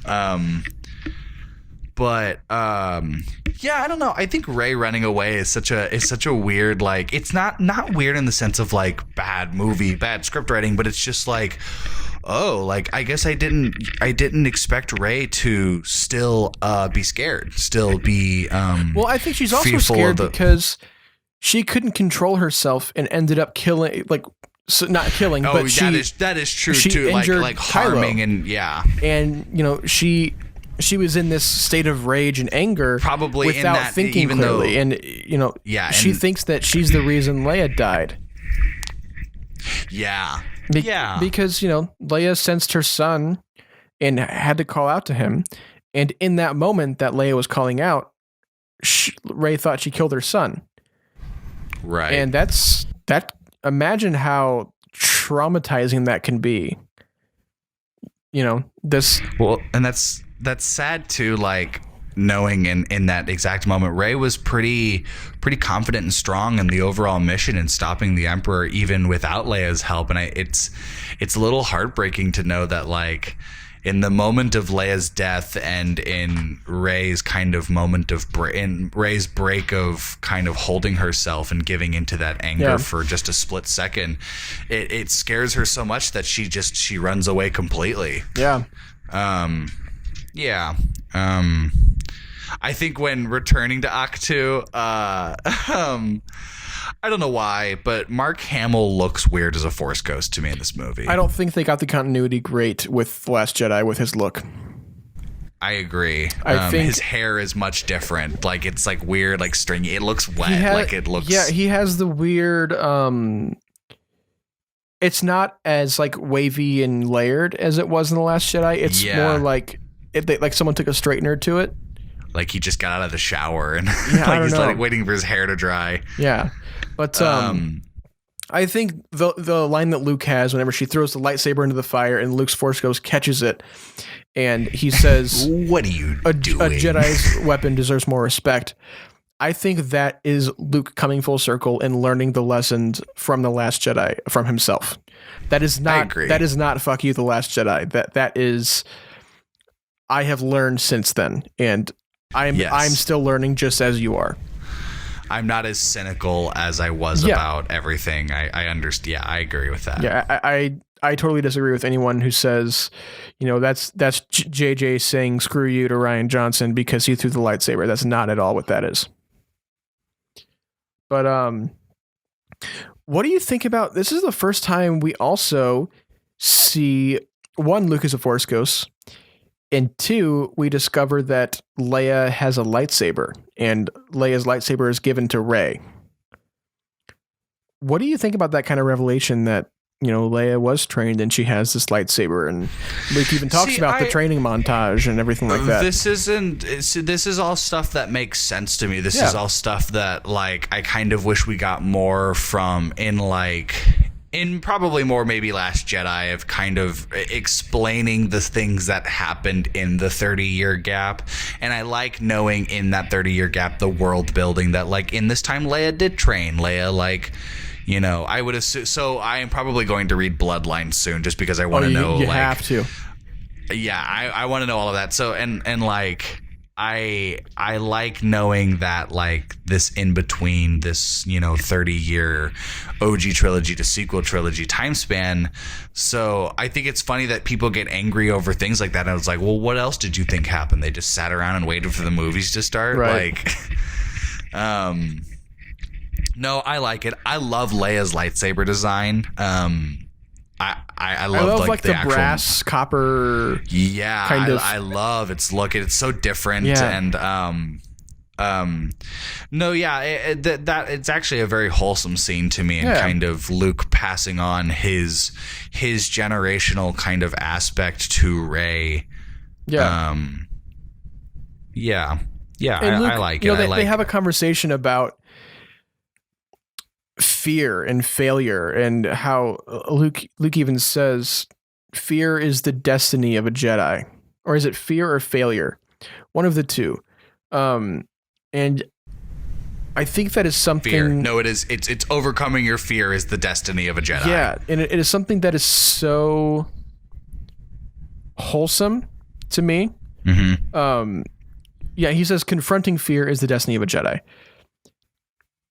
My life, especially everyone's life, has always been about confronting your fears and, making yourself uncomfortable to grow. And to hear someone like Luke Skywalker, who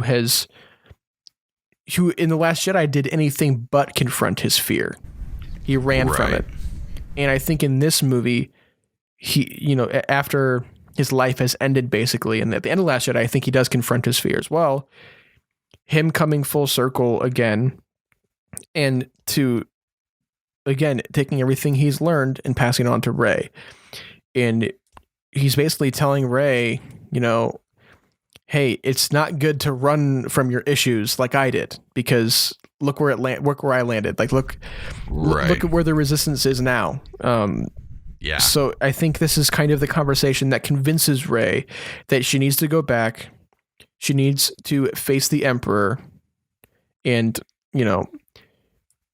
do what she needs to do in order to, again, ensure the survival of the resistance, to don't let Palpatine win again.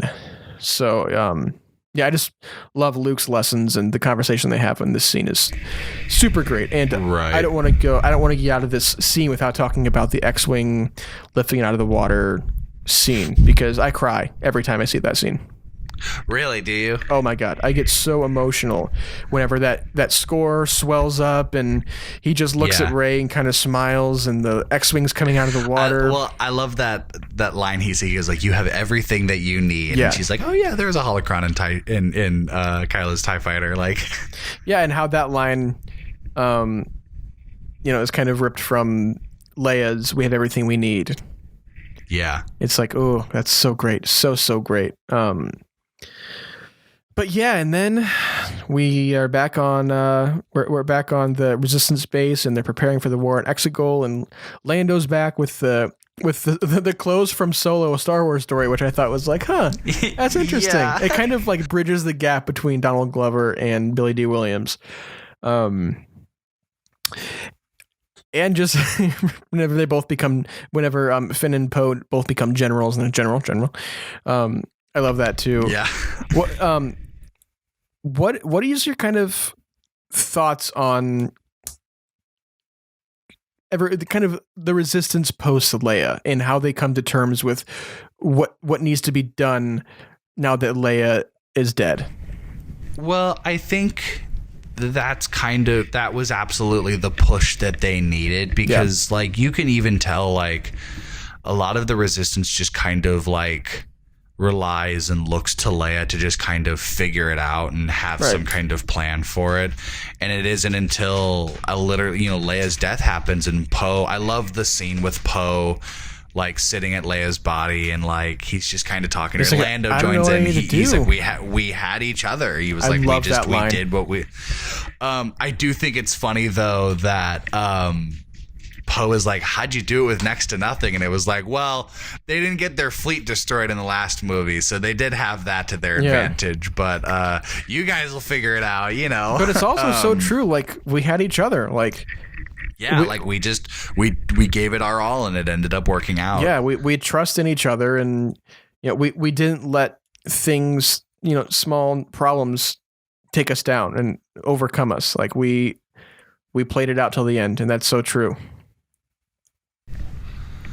Yeah, no, and like the speech Poe gives is, I think, a really good motive. It's very well just good people delivered. Will come if we lead them.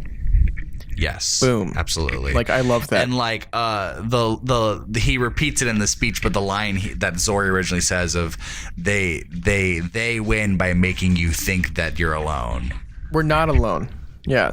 Yeah. I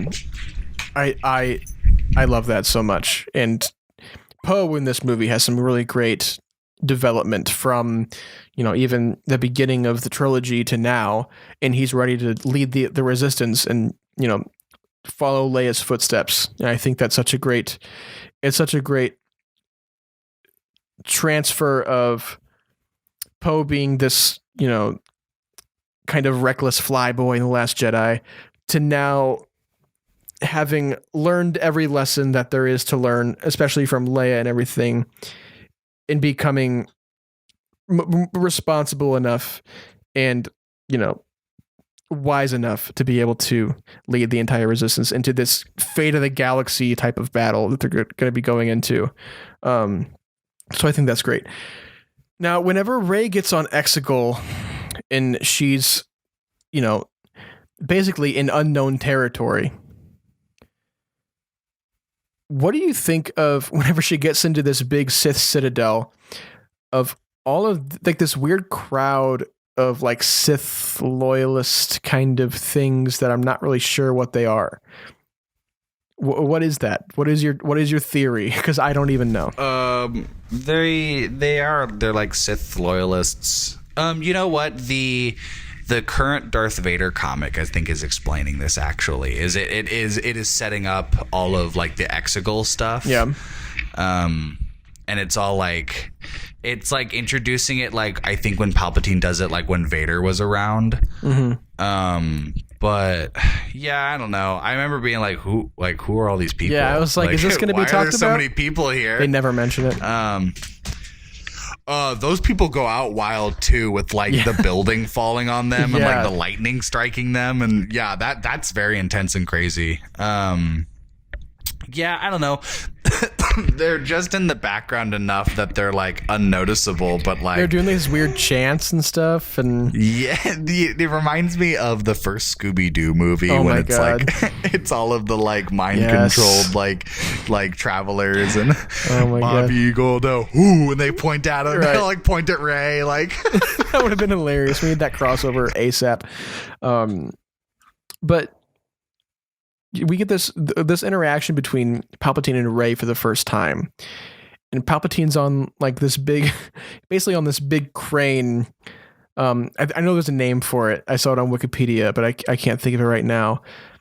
But he's basically saying that you're Empress Palpatine and you need to strike me down and take the throne. What do you think is going through Rey's head in this moment?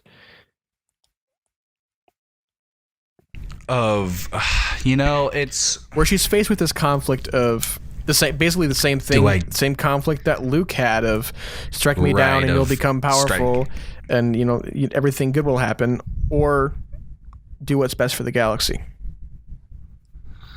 I think this scene isn't.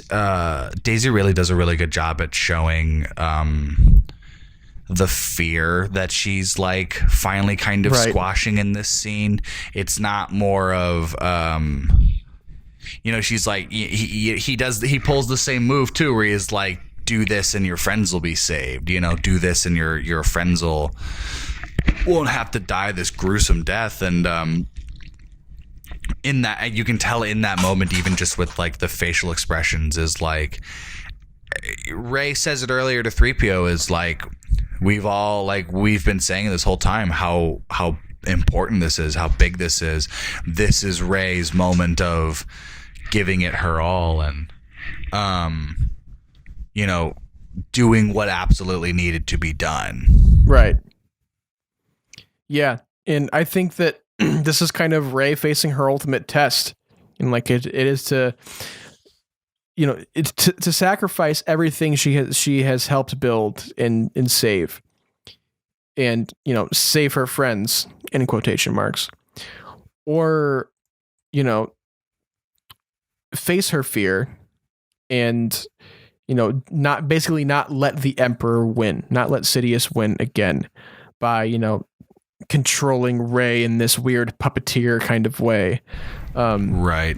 Yeah, straight kill me and my spirit will flow through you. Yeah, that's it's so. Well, it's kind of horrifying to think too that like this dark Rey that Rey has seen all this time wouldn't even be Rey. It's gonna it would just be Palpatine.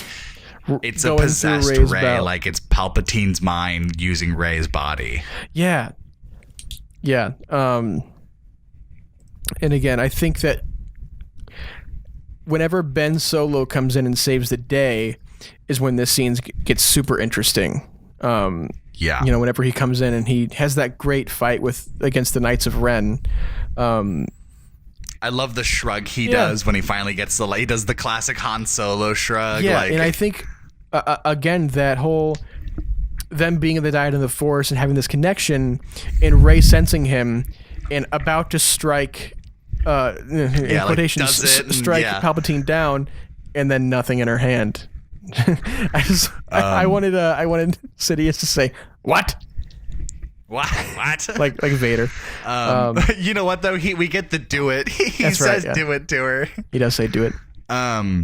No, I love the when Ben shows up and that whole that sequence, and Rey uses Leia's lightsaber to fight, and Ben finally gets the Skywalker saber. Yeah. And it's a very, very paid off feeling, and just kind of seeing, and I love how much Ben Solo is like Han Solo. Right. Like he just jumping when he gets there and he just jumps in the hole. Yeah. He doesn't wait for the elevator thing. He just jumps on a statue and it's very natural, and even just the shrug, it's very classic. That's Han Solo mannerisms right there. Yeah, and it's just you can tell how different of a person he is, but I think too, even with Anakin and Vader, you don't see it as much, especially because Anakin dies immediately after returning. Is with Ren at least, and with Ben, you can see the stark differences. Yeah, you can see how different of a person Ben Solo was to Kylo Ren, whereas more the Anakin Skywalker post Darth Vader it's very brief, and it's very not Anakin. It's not our classic Anakin. It's this more wiser kind of, I only have minutes, so let me say what I need to say kind of thing. Yeah, and I like getting to see that. I like getting to see how reading the Family at War, the introduction of Darth Vader and how different of a person that he was to Anakin Skywalker. That explanation to begin with is just so beautifully written, of how much of a shell Darth Vader was, and just kind of this unfeeling, unthinking person. And that's the point I'm making with that, is how Ren tried to kind of force that mindset and lifestyle, that it's so relieving and nice to see that when he does go back to Ben, he's instantly he's focused in the mission that needs to be done, but he's instantly this more relieved, relaxed, and happier person. Yeah, and he kind of I think Ben Solo never left him. I think agree. he was. I agree. He was absolutely. almost putting on this front, this phony front of Kylo Ren, and he was never actually settled in to being this force of evil. And he knew in his heart that it was wrong. Yeah, and he knew. It just took, again, his mother's love to make him realize that this isn't who he is. This isn't who he wants to be. This isn't who he needs to be. Right. Especially in such a dire time like this, where, you know, Kylo Ren is even in jeopardy right now because of the Emperor and all that kind of stuff. Right. And I think on top of, like, it took both of his parents, and it took this person that he had to kind of grow and, like, understand for him to understand that he is not alone. Right. He has never been alone. And when both of his parents finally die trying to tell him that, it's the last person that he himself feels connected to, that it's finally like, oh, I can't screw this up to where I will lose that person as well. Right. And I think Rey ends up becoming that kind of person to him too. Absolutely. Yes. Yeah. Well, let's kind of talk about how all hope is lost for the air strike team. You know, they're fighting their butts off, and they realize that there's just too many of them. You know, that's just no one has come yet, and they basically feel alone. And Palpatine, back on the ground, you know, Ben and Rey are, you know, in Palpatine's citadel, and he learns that he can actually drain the life force out of Rey and Ben. And Palpatine kind of realizes that, oh my God, they're a dyad in the Force. So basically, having the power from both of these people would make him the ultimate Sith. Right. And he does have this really strange, when he's pulling the life force out of Rey and Ben, his robes change, his face changes, his finger, his old fingies grow back. He becomes the ultimate Sidious. And I think that was cool to see as well, because that's like the Sidious we never really got to see. And then whenever he does that, go for it. Yeah. Sorry, this is a quick little anecdote. Yeah. That outfit is one of the, like, skins you can have for Palpatine in Battlefront 2, and, like, you can actually kind of see it in detail, and it's cool. The actual, like, skin for the game, he's got, like, the, like, nubby fingies, and, like, his face is all, like, gaunt, and his eyes are yellow, but, like, the robe has, like, a bunch of designs on it. It's not just, like, a black and red robe. It's like etching, and, like, some detailing. It looks like silk. Yeah, it looks like silk, but it's all like ancient, like Sith scribes, like, crawling up him, and, like, it kind of like stops near his shoulders. It's cool. It's all like etched in, and it's a very detailed looking like outfit. Yeah. I haven't actually had a chance to take a look at the new Palpatine outfit in detail yet, but I always like the red accents on it, because that's very Sith. Yeah. But kind of, you know, what I was talking about, whenever he does pull the life force from them, and then he sends the lightning into the sky, and the sound effect of that is I think it rivals the seismic charges in Attack of the Clones. It's such a good sound effect. And then, you know, all the ships are raining down from the sky, like the hope is lost. And Rey finally gets the Jedi to be with her, the Jedi of the past to be with her. And again, we get another fake out death with Kylo too, right before this. But yeets him through the canyon. Yeets him through the canyon. I think this whole time Kylo just been slowly climbing up the canyon. Like thrown around. Yeah, but I want to talk about the voices of the Jedi past that we hear.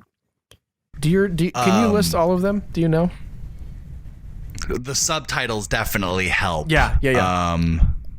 It starts with Ewan, because he repeats these are your first steps, Rey. Right, yeah. it's Ewan.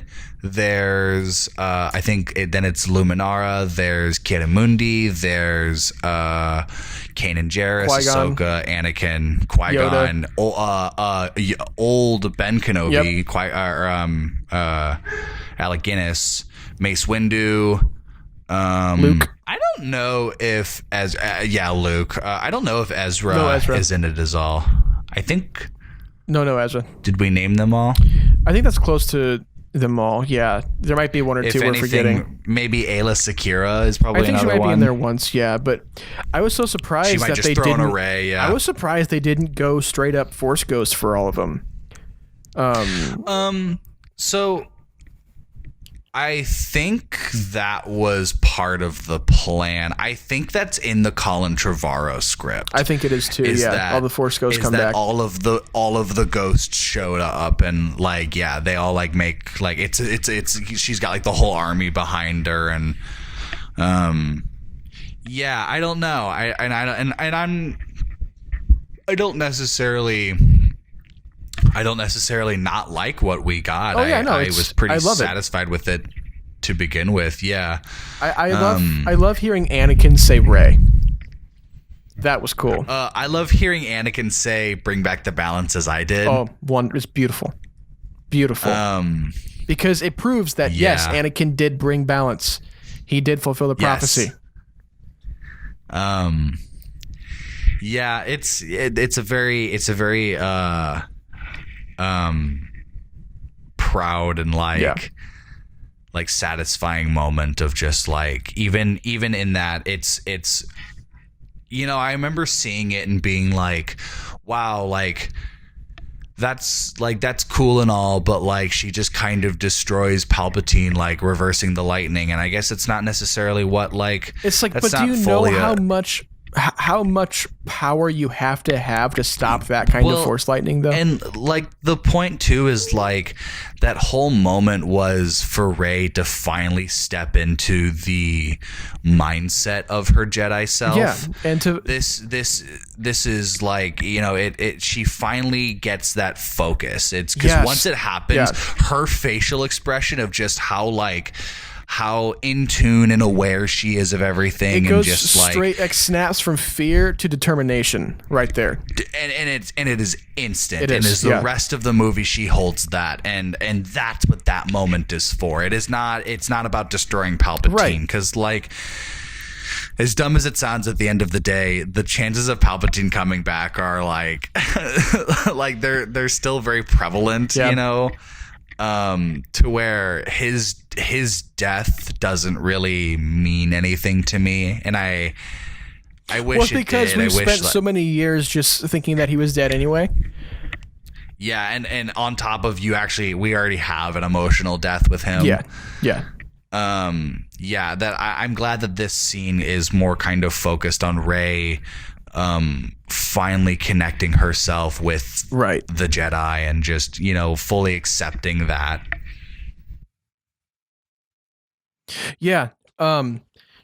I think this is one of my favorite moments in Star Wars. The whole her kind of getting in contact with the Jedi of the past for the first time, and she's hearing all of these voices that she has no clue who they are. We do, but she doesn't. But she kind of senses what they're telling her, and even Anakin saying "Rise, Rey, rise, Rey," and her getting up and having that basically turn of the page, snap moment of determination and courage to face Palpatine, and we know she's going to kill him.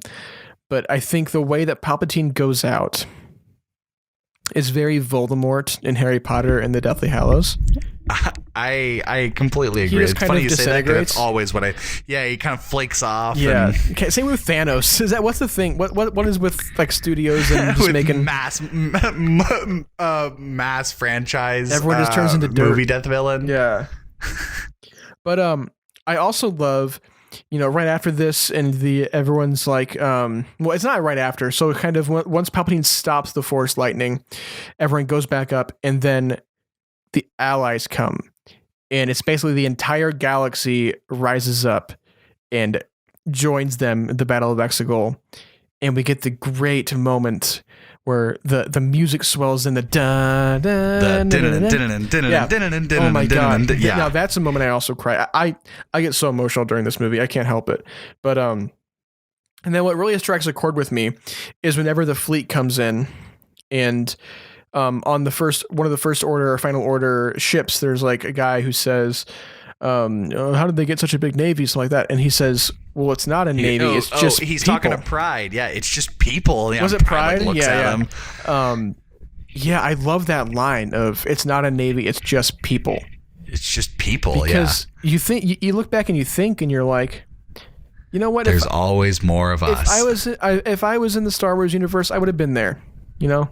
Yeah. I would have heard that call and been like, you know what? Let's fight. Yeah. For all of us. Yeah. Like, it's time. Yeah. It's time to stop living in fear. Yeah, exactly. And I think that is what they're trying to get across right there is, that's a big theme of this film, again, is fear and overcoming your fear and confronting your fear and everything like that.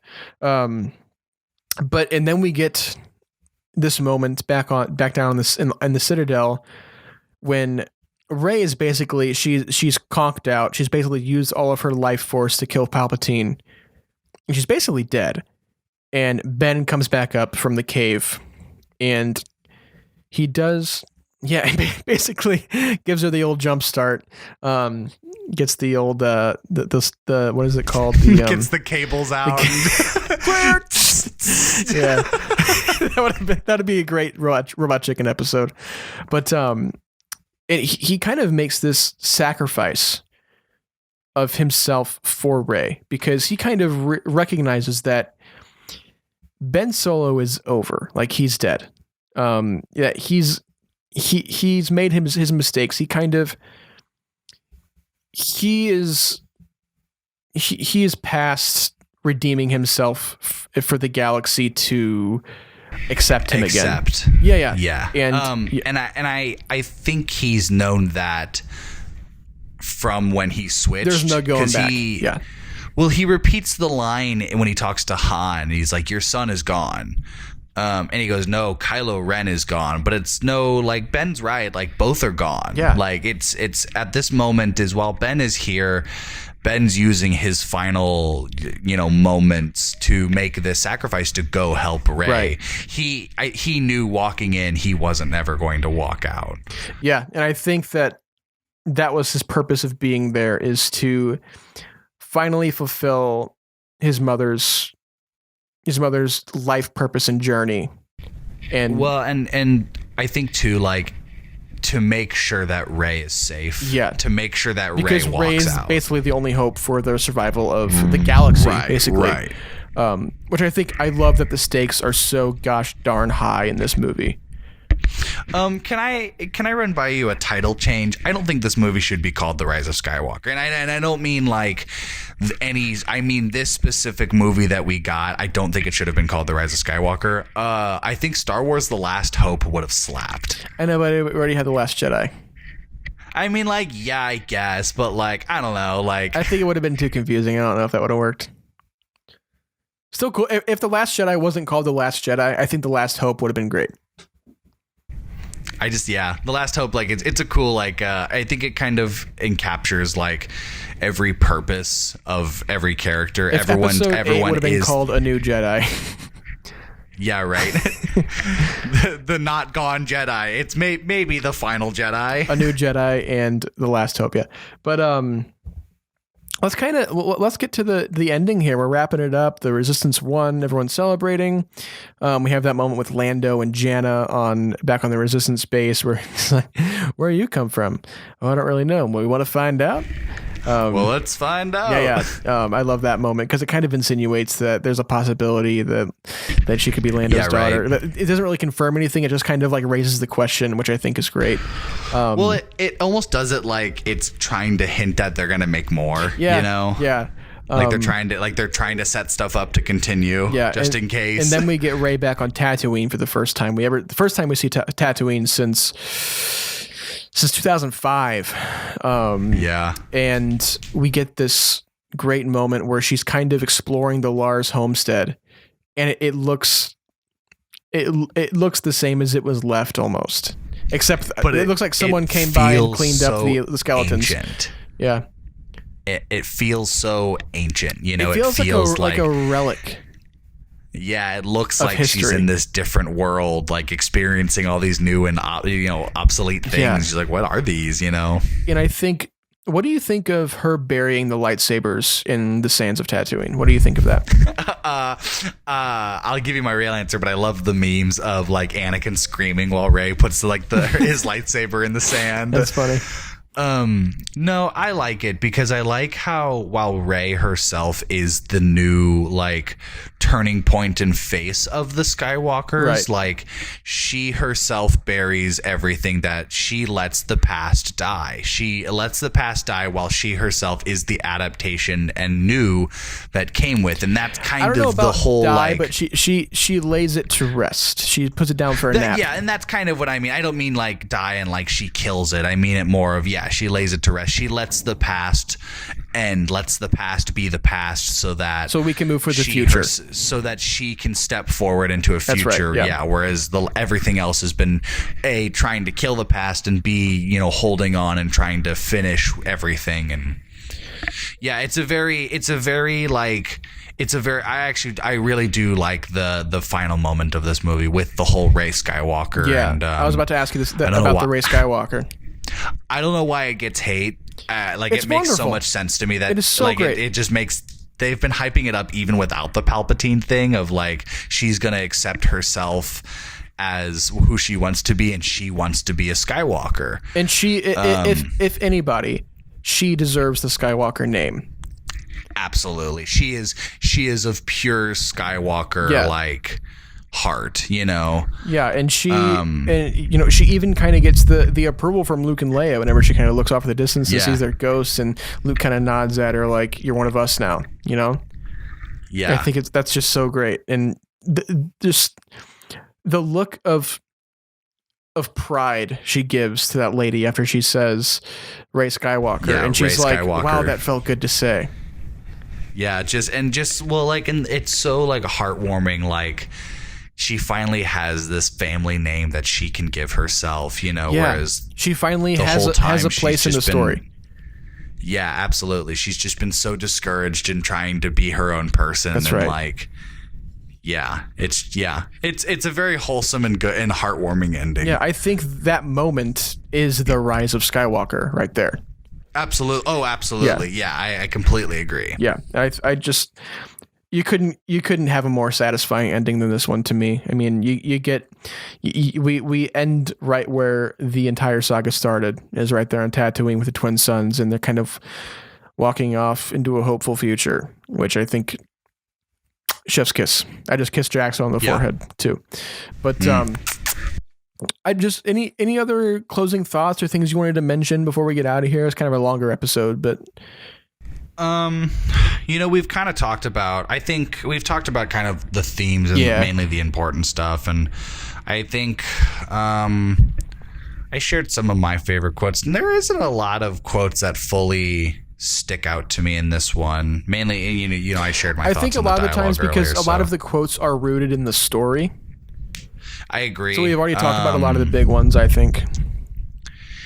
I wanted to ask you quickly about musical, because this soundtrack is it's good. It's not all that fully original. It's a lot of rehashing of similar song motifs. There is a certain phrase in a lot of the Rise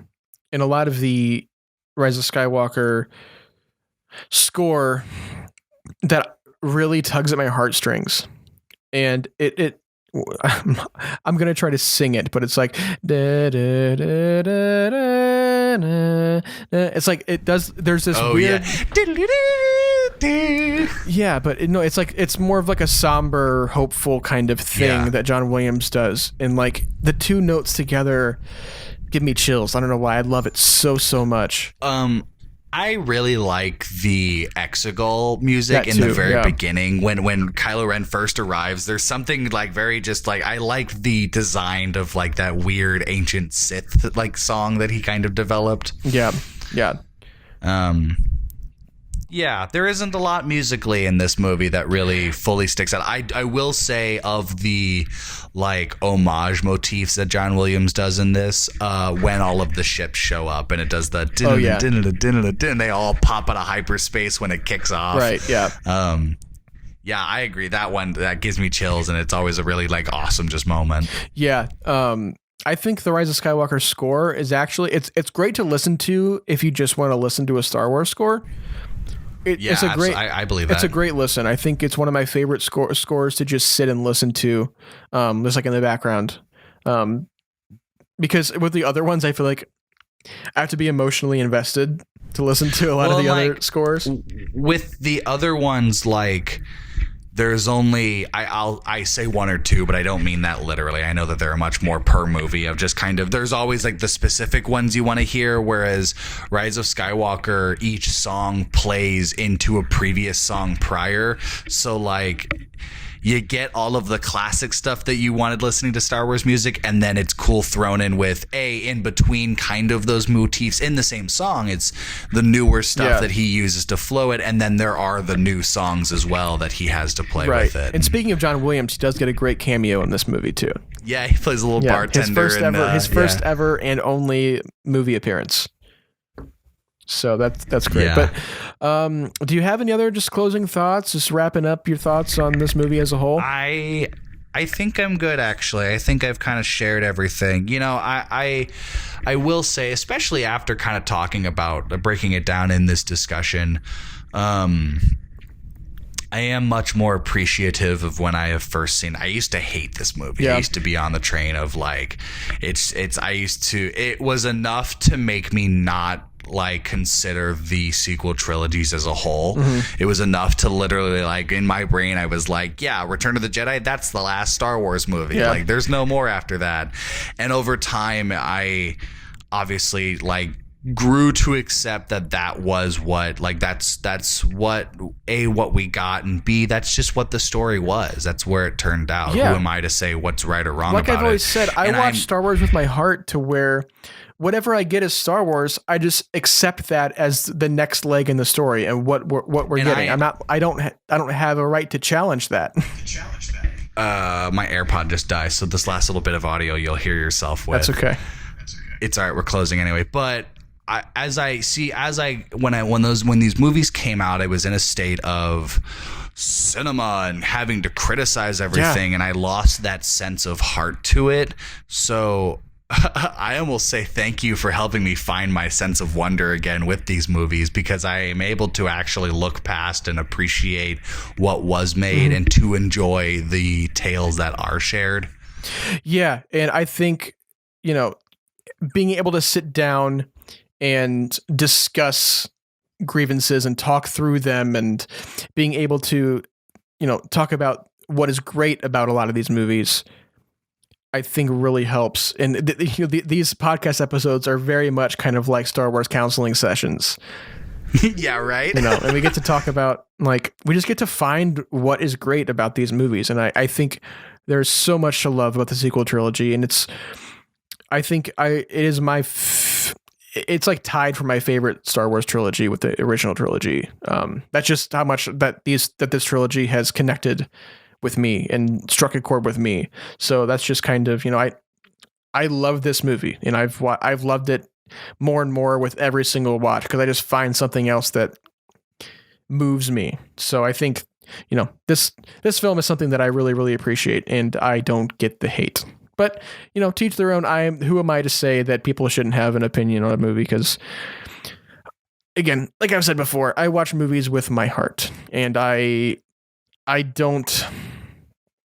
just let myself accept whatever I see whenever I see movies. So a lot of the time, even if it's a bad movie, I'm just like, that's pretty good, you know?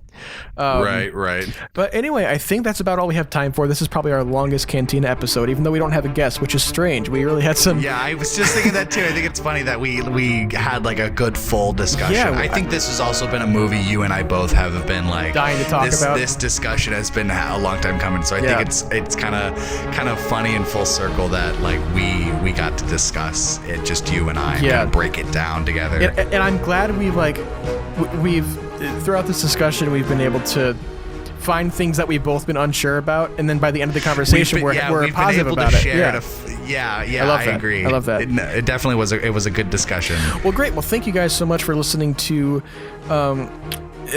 Not the last Cantina episode, but the last for a long time. We'll be back for sure in a couple months whenever things start to slow down, which God knows if that ever happens. But if you want to find us on our social medias, you can find us on Instagram at Through Imperialized Pod, on Twitter at Imperialized Pod, and on YouTube, if you just search up Through Imperialized Podcast, we'll show up. Jackson, where can they find you? You can find me on Twitter, as always, at Quaxon Scalene. That's QUACKSON, and scaling like the triangle. And then follow my photography Instagram, which is at Daleen_photography, DALEEN for the first part of that. And Braydon, what about you? You can find me on Instagram at braydonleadbetter and on Twitter at Braydathlon, and I'm just going to pull a Jordan Dennis and plug my Letterboxd, which is just Braydon Leadbetter, and you can just see what movies I've been watching and what I think about movies I watch. But if you guys would please leave that review and rating on Apple Podcasts if you use it, and if you don't be shy. Don't be shy. And if you don't use Apple Podcasts, please follow up our Spotify and our YouTube. Please subscribe to there. It just really helps the show whenever we get more subscribers and followers and listeners. It just really helps the show out and allows us to keep doing this. So like I said, this will be the last Imperial Cantina for a few weeks, so we're going to go on a small hiatus, and we'll be back again this week with another news episode, another episode of the Batch Report, all that kind of fun stuff, and maybe some more special episodes throughout this whole release. But I think until then, and until we see you on Thursday for some news, may the Force be with you.